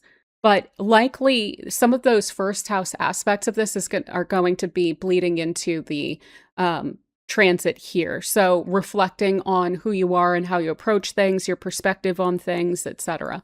So that little aside out of the way, as this is moving through your 12th house, what we're going to see is a lot of focus on solitude, on what you're doing behind the scenes, and a lot of enjoyment, a lot of a positive vibe basically with that. So you may find that you really enjoy just spending time on your own, balancing out your energies on a physical and a spiritual and an emotional and a psychological level. You may find that shutting out some of the noise is really helpful through this period of time. You may find yourself getting into some spiritual practices or psychological or emotional practices around that, like meditation, increased rest, like really prioritizing rest for a period of time, and maybe even doing so, again, like in this kind of practice or ritual kind of a way, where there's this intention of getting to a certain energetic point. Maybe that is a sense of internal peace and calm. Maybe this is very much surrounding a project or something creative or imaginative that you're working on behind the scenes that you are not sharing with others quite yet. And you may find that it's really wonderful to not have that input from other people throughout this transit, that you're just able to work on that from a place of like pure intention and pure expression, without the like interference or the feedback or the guidance or whatever of other people. Now, you may also find that there is this kind of stirring of imagination in you. This should be overall quite positive. It may be, again, very creative. So this could have you like writing quite a bit or doing art, even if this is something that you haven't quite done up until this point in your life, or that has kind of fallen by the wayside. You may find yourself stirring in that direction a lot more. And that may be part of why you're like withdrawing maybe from some external activities for a period of time here. But you may also find this is Venus itself, of course, is a significator, general significator for relationships. So you may be like really deeply reflecting on your relationships with other people. If you've been single for a long time, this could be stirring up that energy of like wishing or wanting or even manifesting a connection to someone that you feel is balanced, that you feel is reciprocal, that's really what you're wanting. And you may be coming back to that, even if it's something that you've been like, I'm cool with not having this. You may just find your mind kind of going to that place. If you already have a relationship, it's likely that you'll be thinking about it a lot. I would say especially as that's retrograde Venus in Libra in your 12th house, I really think you're going to be reflecting very deeply on what your relationships are. And this doesn't just have to be in a romantic sense. Venus can totally point to friendships or even client relationships, people that you're meaningfully connected to. So I would expect that whether you intend to or not, you're going to be thinking about that quite a bit. And hopefully, this is what I would expect, but hopefully you should get a lot of clarity around what you're wanting, how to go about it, how to ensure that your connections stay healthy and balanced, what maybe your boundaries should be. what you are willing to give and what you expect in return, where all of those lines are. You may even find that there's a relationship that winds up developing quietly. So, this may be something that, for instance, if you find that the people around you tend to get overly involved in your connections with other people, you may find that you are not sharing the fact that you know someone new that you're interested in, or you could be dealing with and managing a relationship of yours behind the scenes and not really sharing with others how that's going. Again, I think that there's an orientation away from outside interference. And there's also a major opportunity here because of the very helpful nature of Venus. It is a benefic planet, so it brings help, but it's also very harmonizing. And in Libra, it's especially balanced.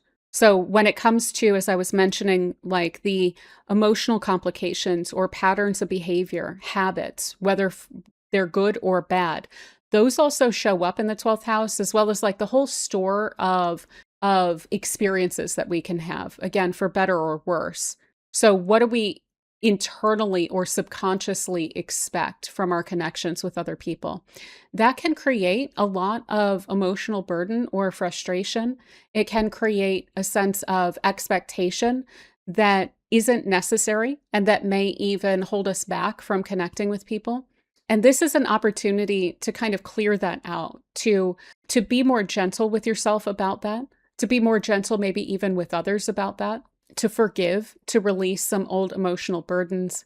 And through that clarification process that's going to be playing out here with yourself, like on an internal level, and maybe even with specific other connections, if you are having conversations about expectations, to develop a sense of confidence in yourself, that you know what it is that you want, and that you're going to be able to approach your connections with people in such a way to get that result, or at least come closer to it.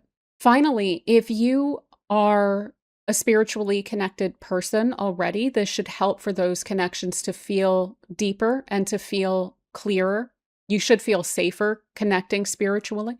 If this is something that maybe you're interested in developing, this should have that go a lot more smoothly, and it should have you really enjoying it. So Venus brings a lot of pleasure, and you may find that you really love getting into either meditation or connecting spiritually with energies beyond the veil, or getting into tarot, anything like that. Yoga, anything that winds up bringing inner peace or that balances your energies as well. Finally, a couple notes. I don't think I fully clarified. If there are any habits, literal habits that you have that you want to clean up and not deal with going forward, this would be a wonderful time throughout the entire process. So quite literally from like August 6th all the way through to the 4th of December would be a great time to do that. You're likely to get better results than usual. So even if it's like giving up a dependency or something like this. And finally, another little note here. Venus retrograde is overall quite well known for bringing people back into the fray. Now, this is in your 12th house.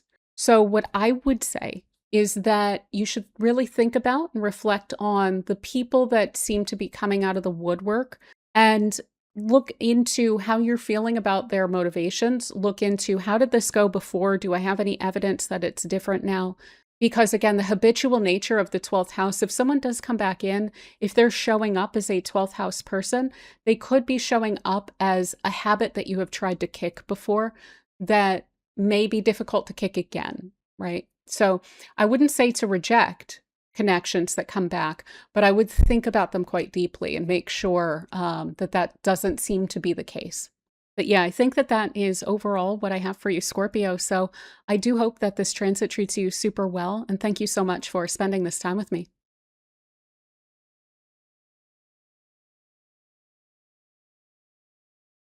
All right, so for Sagittarius, Venus in Libra is going to be transiting through your 11th house.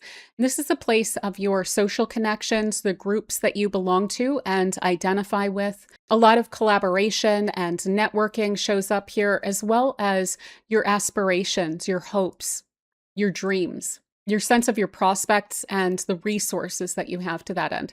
So I do want to headline here that this is a very positive influence. This is a great transit to have. Not only is this a benefic planet that tends to help wherever it is, but it's also in its own sign. So it has a lot of strength here and it's very capable of helping us out a lot. Additionally, I need to point out that this is going to be part of a broader Venus in Libra story that's developing than usual. So typically, Venus will spend, give or take, about a month in a sign.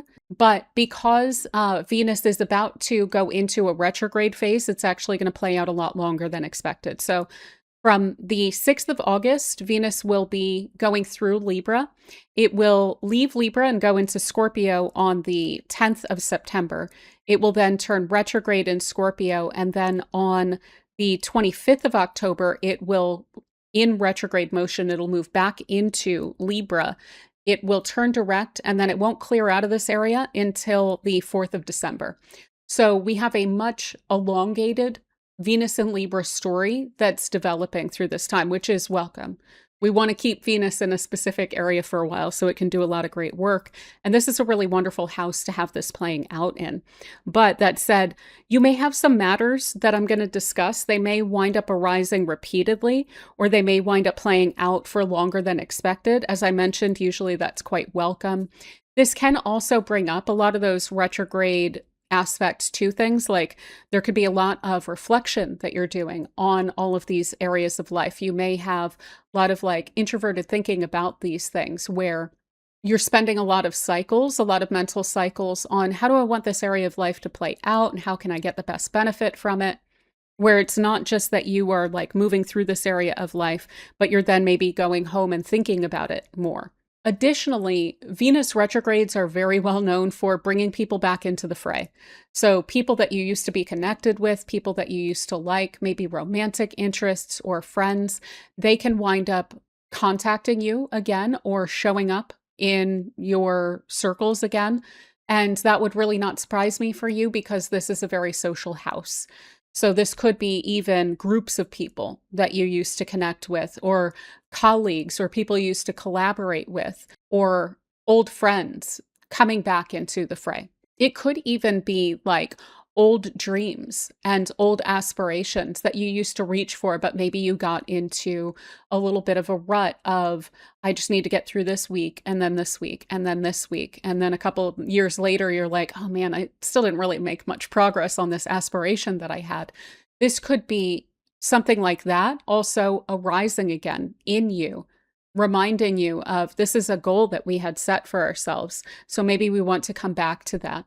And maybe we can do so from a place of greater strength and maybe more resources at this point. So it can go more smoothly than maybe it seemed like it might a couple of years ago when you set that goal. So yeah, these are some things that are really, I think, important to keep in mind as we go through what it means for Venus to be going through your 11th house overall. So as I mentioned, the 11th house, it is a social place. So you can expect with a very, very harmonious, very cooperative, very helpful, benefic moving through this area to feel like you are getting more support from collaborators, to feel like your friends are more kind to you, are more considerate toward you. You should also feel like if there have been any sort of weird issues between friends, those could wind up being sorted out amicably to where there's a greater sense of harmony within your social circles.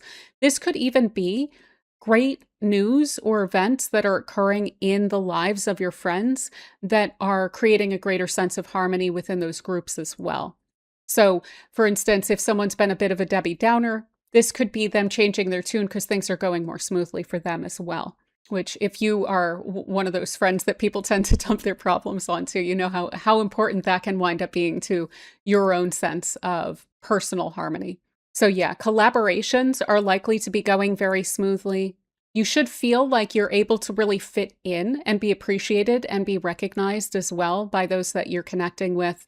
Overall, you should find that your social graces are really on point during this time. So you may find that you have the words to make the kind of impression that you want, or that you're just in a better mood. You're more optimistic about connecting with people. And so you wind up coming off better.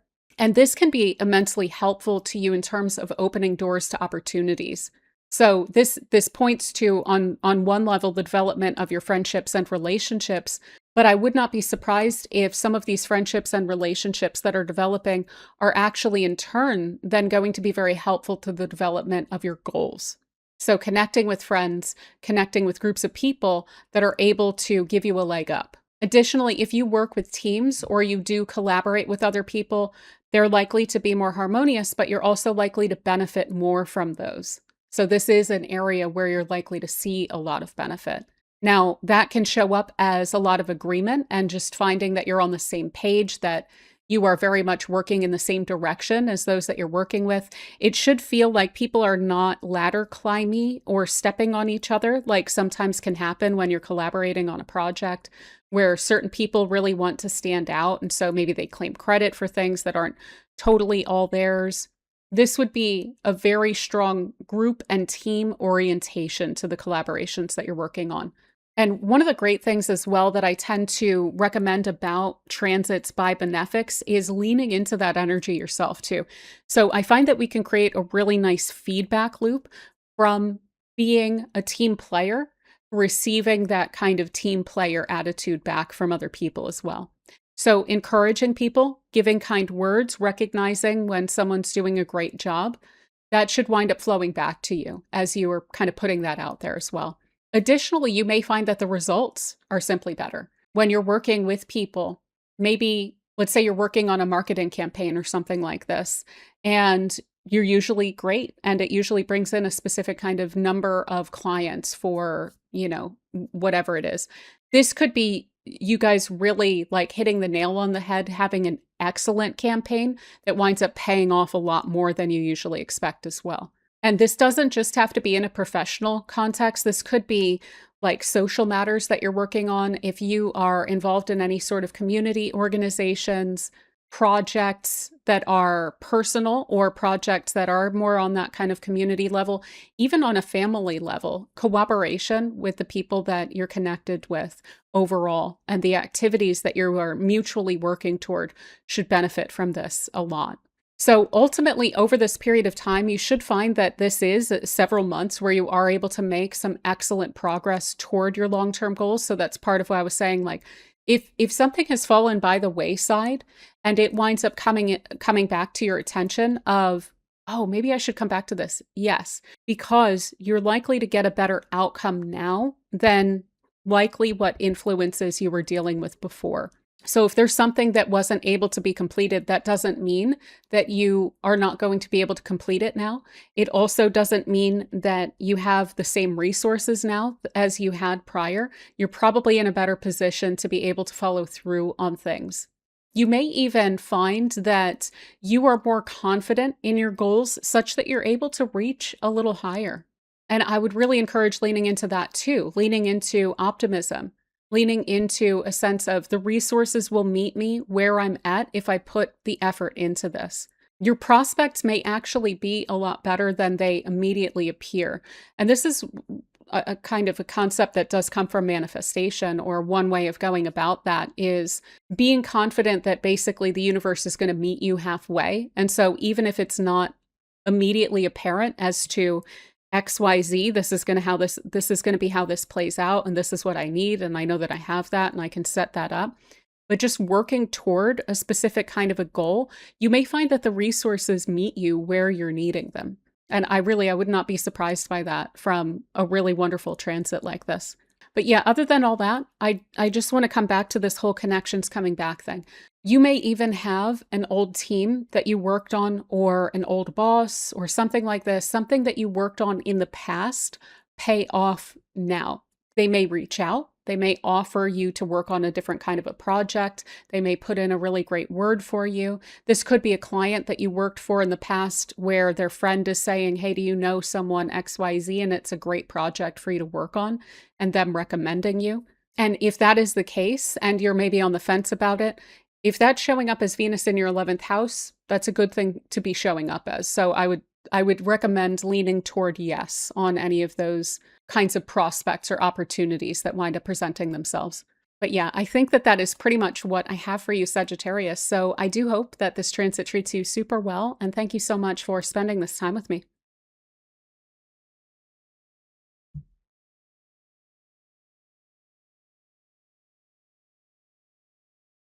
All right, so for Capricorn, we have Venus in Libra is going to be transiting through your 10th house.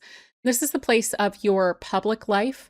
So if you have a traditional career path, this is going to be speaking quite directly to that.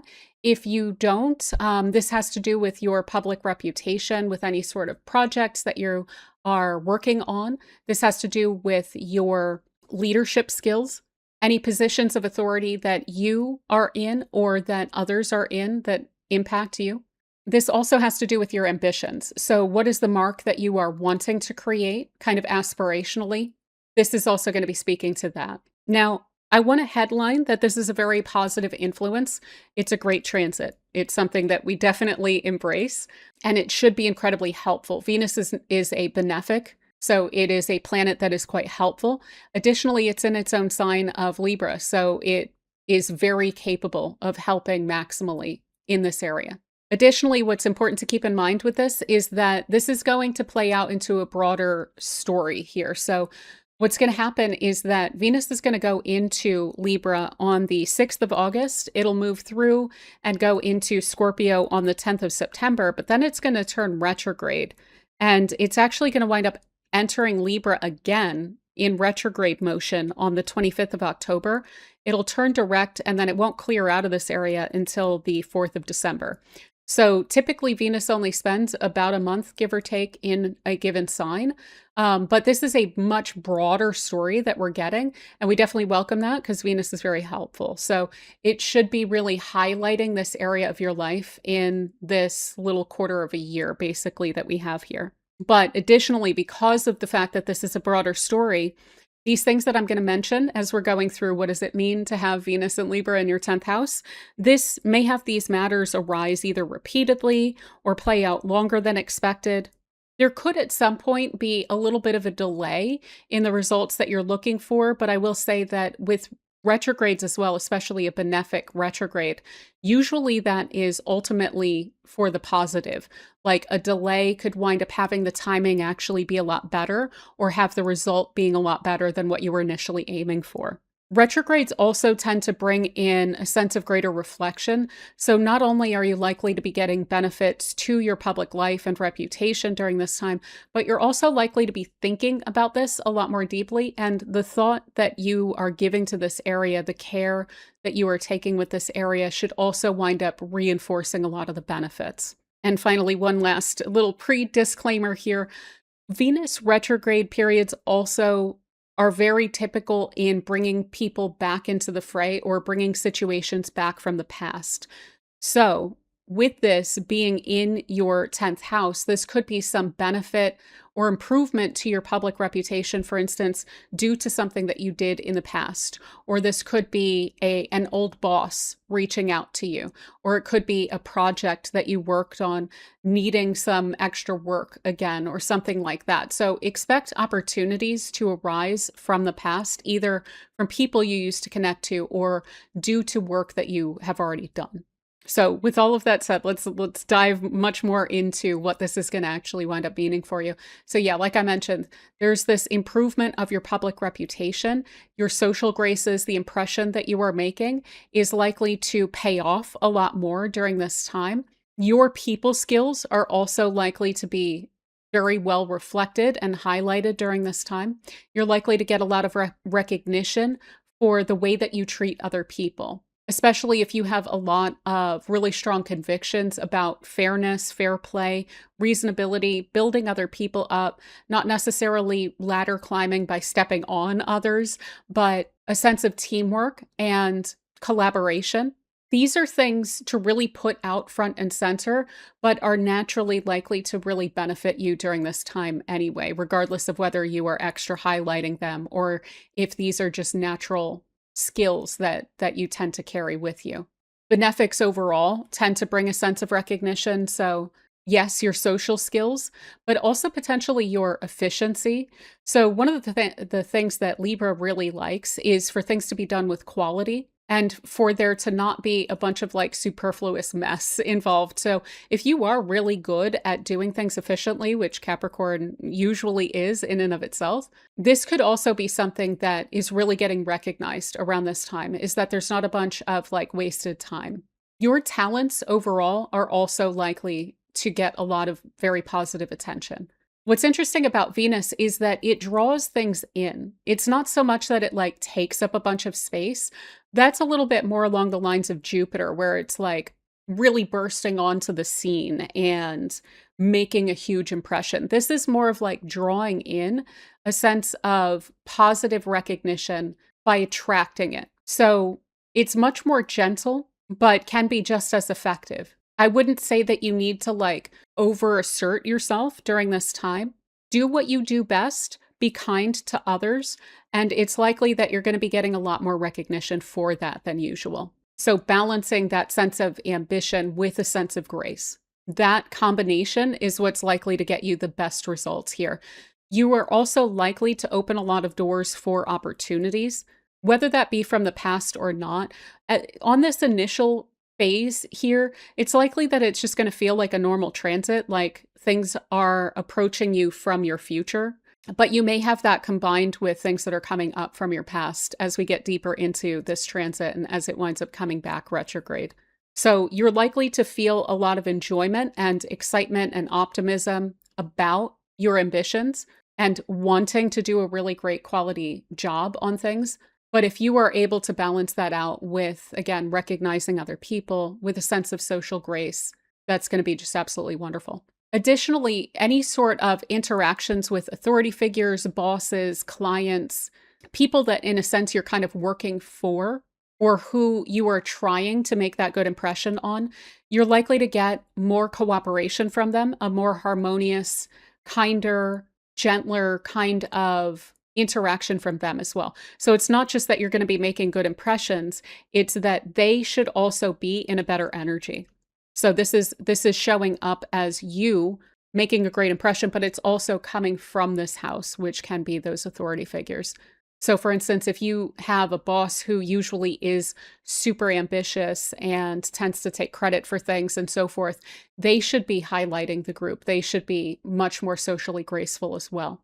Now, Venus is also quite creative, and aesthetic can be really strong here. So not only the work that you're doing, but kind of how you're packaging it, even on a physical level or on a visual level, that's also likely to benefit quite a bit. So any sort of marketing should go over quite well, especially if you do sit with it and you try to make things not only on a utilitarian level really excellent, but also quite aesthetically pleasing. You could have some creative opportunities presented to you, social opportunities. Again, if you are not in a traditional career, this could absolutely wind up showing up as opportunities to lead groups or to lead a community. This could be your priorities, even recognized by family, if that's where you focus a lot of your efforts. This could even wind up showing up, for instance, as people that you know thinking of you for some kind of an opportunity. So let's say there's a group of people that you know that have some kind of event or an exciting, like maybe it's travel or something like that. They have some exciting plan that they're sorting out, and they may wind up reaching out to you, getting you involved, prioritizing. Maybe if you are planning with other people, let's say you are planning like a trip with some people. This could be where you're wanting to go or some of your priorities standing out and being followed through on, not just by you, but also by those that are involved in that plan with you. Other than all of that, I will also say the social opportunities that could come through career or public life could even be a romantic interest or a friend that winds up showing up either in the workplace or in your field, or again, as you are out in public and interacting with people. So overall, you are coming off really well in public, and you're likely to see a lot of opportunity and benefit from that during this time, as well as a lot of harmonious responses and recognition from that. But yeah, I think that is pretty much what I have for you, Capricorn. So I do hope that this transit treats you super well, and thank you so much for spending this time with me.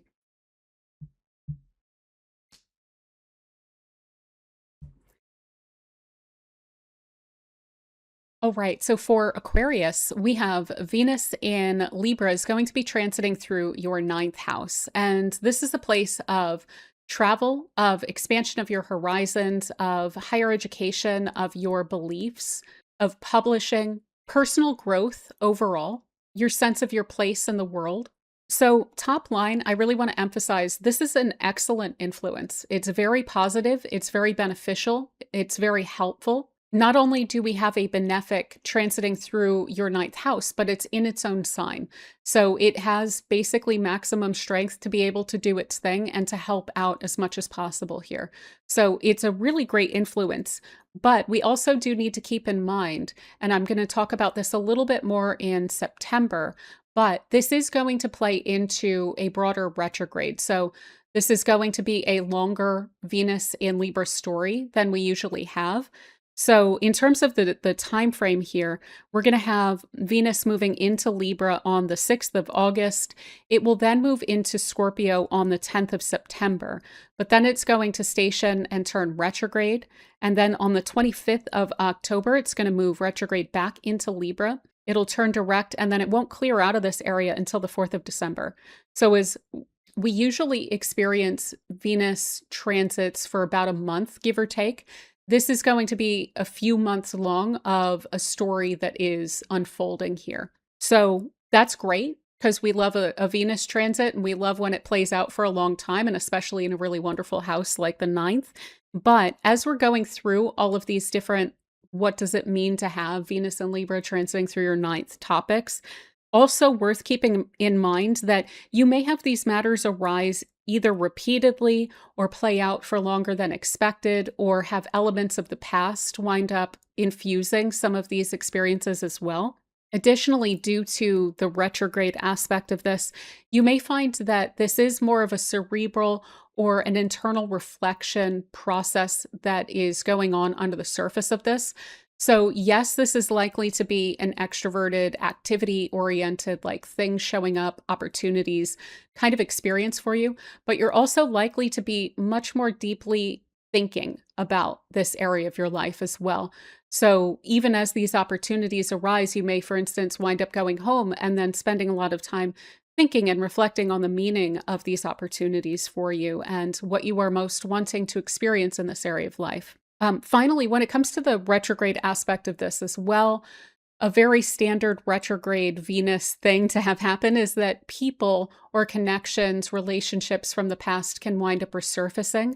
So that may wind up playing into this as well. This could be like old teachers or people that you have looked up to, or any sort of international connections that you have had arising again or coming up from the past, reaching out to you if you haven't heard from someone for a while. Things like this could wind up arising. So with all of that said, with that whole disclaimer, let's get into what this is actually likely to play out as.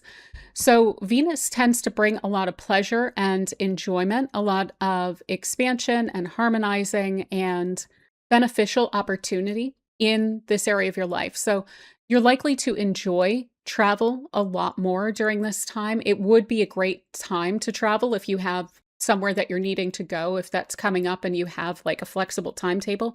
I would actually aim for this transit to do that under. It's likely to go a lot more smoothly. You're likely to enjoy the destination a lot more, and anything that involves travel is likely to just go more smoothly.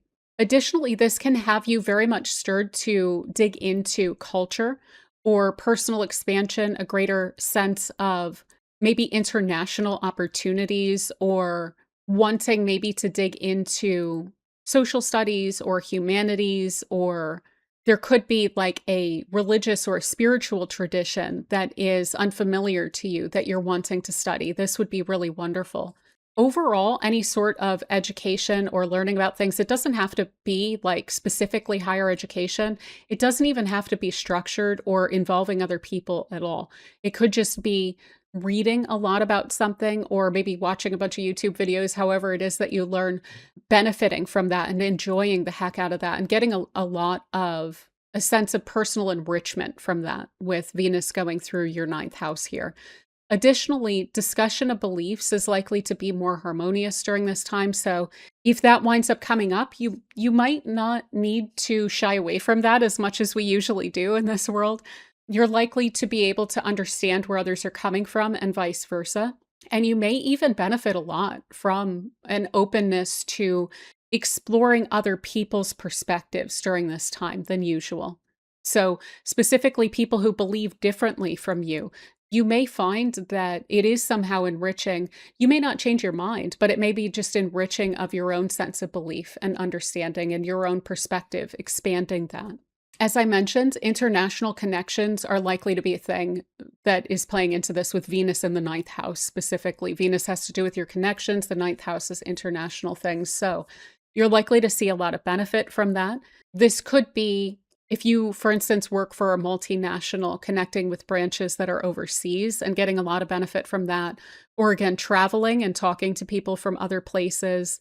This could be like just online, talking to people online. That could wind up somehow opening doors or creating opportunities for you. If, for instance, there is something that comes onto your radar, but it is overseas and it's like, do I want to go through the effort of pursuing that or not? If it's showing up during a period of time when you have Venus moving through your ninth, likely it is going to be quite beneficial. But this could even show up as like, for instance, there's all sorts of like astrological schools in different countries. So this could even wind up showing up as like, say you wanted to dig into astrology, and if you're in the States, connecting with one that is in the UK or something like that, and getting a lot of benefit from that. You may even have like an international learning education opportunity. I would not be surprised by that. So, yeah, as I mentioned, you're likely to really enjoy any sort of education during this time. You may find yourself very hungry to learn from other people. You may find that your mind is really open to picking up on things. Now, perspectives, yes, but even just theories or techniques, technologies, anything that you could be learning about, you're likely to have success with that. This is also a place of teaching. So it doesn't just have to be learning. You could be sharing your knowledge and getting a lot of benefit from that. So also, if there is a teaching opportunity that presents itself to you, I would stay really open to that. You're likely to benefit from that a lot. Also, publishing, if you are a writer or if you have an opportunity to do public speaking, to put your ideas out there, this is basically the dissemination of your knowledge is what shows up in the ninth house. Any way that that could wind up showing up, this is really fortunate to that. Additionally, legal matters can show up in the ninth. So if you're involved in any sort of litigation, that should go a lot more smoothly. There may be a delay because of the retrograde that's coming up. So try not to let a delay indicate to you a denial. Likely, any sort of a delay that would arise here would actually work to your benefit. And yeah, other than that, the open-mindedness is really the biggest thing here. So when it comes to philosophies, humanities, social sciences, that's all really great. But it could be anything. It could be reading new sources of news or being hungry to look at the world through other people's eyes and being able to see a stronger position even of yourself in the world by kind of taking that outside perspective on the impact, the influence that you can have and what you can reach for, the opportunities that you can wind up pursuing. And the fact that there is a wide world out there, that the opportunities that are available to you aren't necessarily just the ones that you can see in your immediate environment. They may be farther afield, but they may be a lot bigger as well. So one of the big things with the ninth house is to not sell yourself short, but to be willing to reach, to try to expand, to try and push yourself to that next level. So yeah, if there are any opportunities that present to you that feel kind of big, I wouldn't shy away from those. I wouldn't play small. If that's presenting itself with Venus transiting through your ninth, it's presenting as Venus. It's presenting as something that is to your benefit. So I would really recommend reaching for those things. But yeah, I think that that is pretty much what I have for you, Aquarius. In about September or so, I'm going to go into this retrograde aspect of all this a little deeper. It's kind of too much to basically cover in one video. It would go way too long. So I wanted to cover just kind of what to expect here overall, but we'll get into some of the complexities of that moving into your 10th house into Scorpio and then back into your 9th house and Libra a little bit later when we get closer to that retrograde. But other than that, I do hope that this transit treats you super well, and thank you so much for spending this time with me.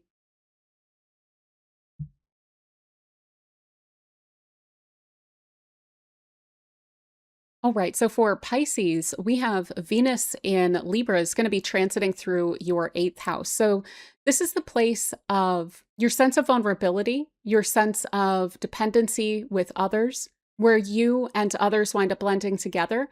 So often joint resources wind up showing up here. Sometimes this is literally on a financial level. This can speak to your partner's resources, debts, financial agreements that you've made with people, but it can be also very emotional, very spiritual, very karmic. Esoteric subjects, things that are kind of hidden or beyond the veil, also wind up showing up here. So, top line, I want to emphasize here that this is a very positive influence. Venus is a benefic planet. It is very helpful. It is quite lucky for us. So things tend to go a little bit more smoothly, especially given that it's in Libra, which is its own sign. It has a lot of wherewithal to be able to help us out.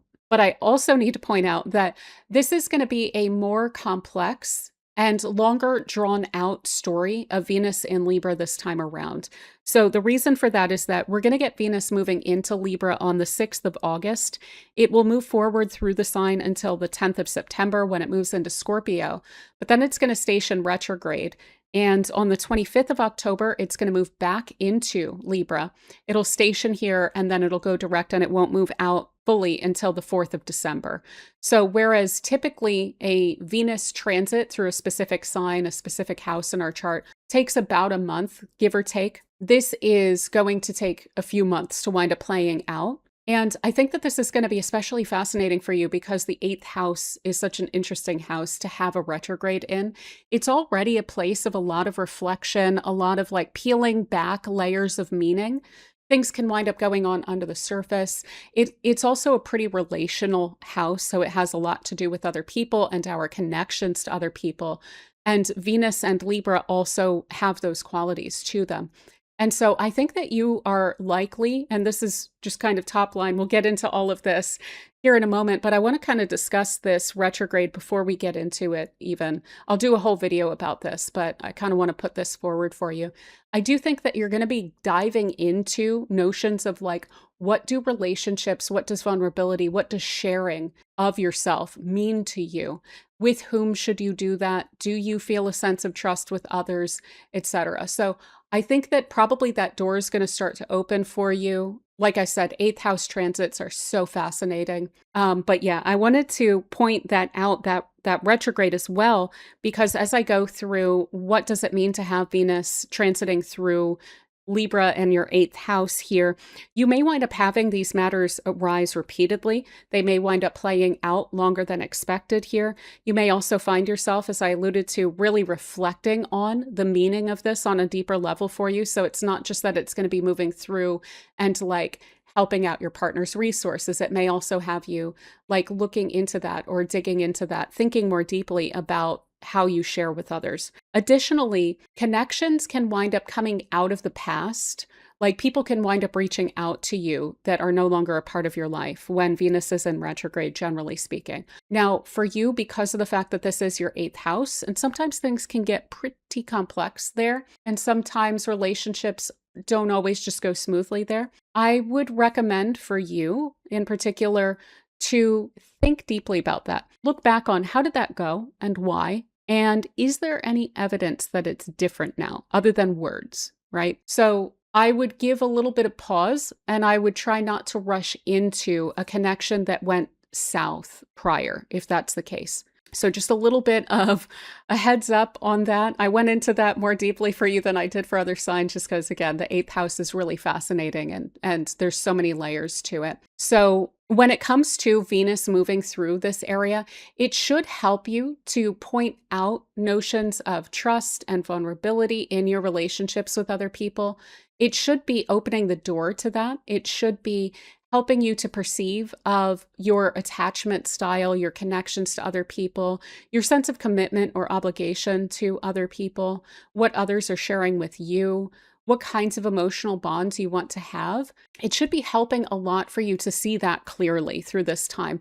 And you may even feel a real pull. If you're not partnered up, if you're single, this could be a really strong pull to like partner up with someone or find that person for you, to find like a soul connection or a soul tie for you. And that can look like feeling drawn to that in the future. But again, there may be a very strongly reflective quality to this where you are overturning all of those stones from the past and like looking at why have things played out the way that they have. Now, even if you've done this quite a bit, even if you feel like you have exhausted that whole process, what I like about Venus in Libra is it is helpful. So you are likely to find that your insights are more balanced and that your perception is a little clearer during most of this initial transit as it's moving through here. So you should be able to get a lot of benefit out of reflecting on connections and how you relate to people throughout this period of time. You may also find that there are people who want to be very supportive of you. And that's something that's very cool about Venus being in a strong position in your 8th house. This is where people would support you. So where they would try to take their resources, be it energetic or emotional or spiritual or financial.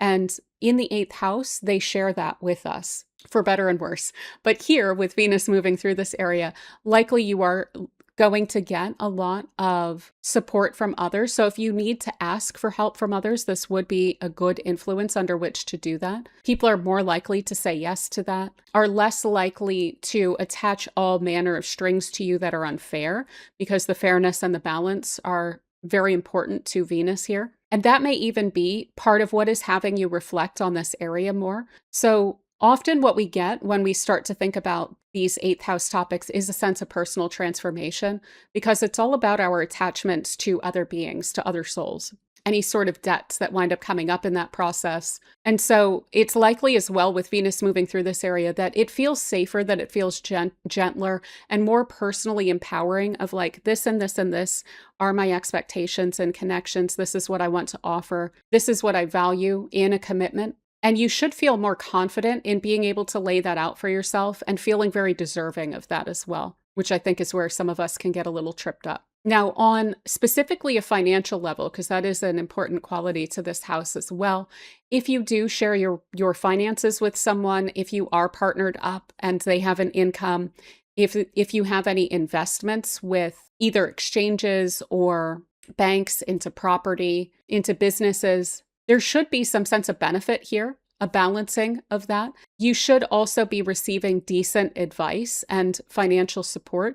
So this would be a good influence under which to look at all of those financial agreements and ties that you have and any sort of debts. You may even be able to renegotiate them in a way that would be beneficial to you. A partner could be getting good financial news that would be supportive of you as well. So maybe there's a raise on the other side. If you are in a business partnership with someone else, the finances of any sort of joint ventures tend to show up in the 8th house as well. So this could look like more clients or like an increased income that way, even if it's not a wage, but it's more direct, commissions, etc. So yeah, this should be generally pretty financially beneficial, but also we see esoteric subjects here. So topics that you need to dig into, any sort of research, your sense of divine connection. So if you want to get into divination, this would be very supportive of that. If you want to dig under the surface of any stories, maybe digging into history, studying psychology so that you're able to understand a little bit more deeply what's going on with you and other people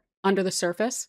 Maybe even specifically looking at attachment styles, like relational psychology in particular shows up in the 8th house. That should all go over very well. You're likely to feel quite hungry for knowledge in that way. But I wouldn't be surprised if every little bit that you start to study seems to like kind of draw you into rabbit holes and things like that. So I wouldn't shy away from doing some rabbit holing when you're getting a benefic moving through your 8th house. It's likely to, at the very least, be very enjoyable. But you may wind up benefiting a lot from digging much more deeply into stories and into topics. But yeah, I think that's overall what I have for you for now, Pisces. As I mentioned, the plot's going to thicken a bit as this winds up moving into Scorpio, into your 9th, and then back into your 8th. We're going to cover that more deeply soon. And until then, I do hope that this transit treats you super well. And thank you so much for spending this time with me.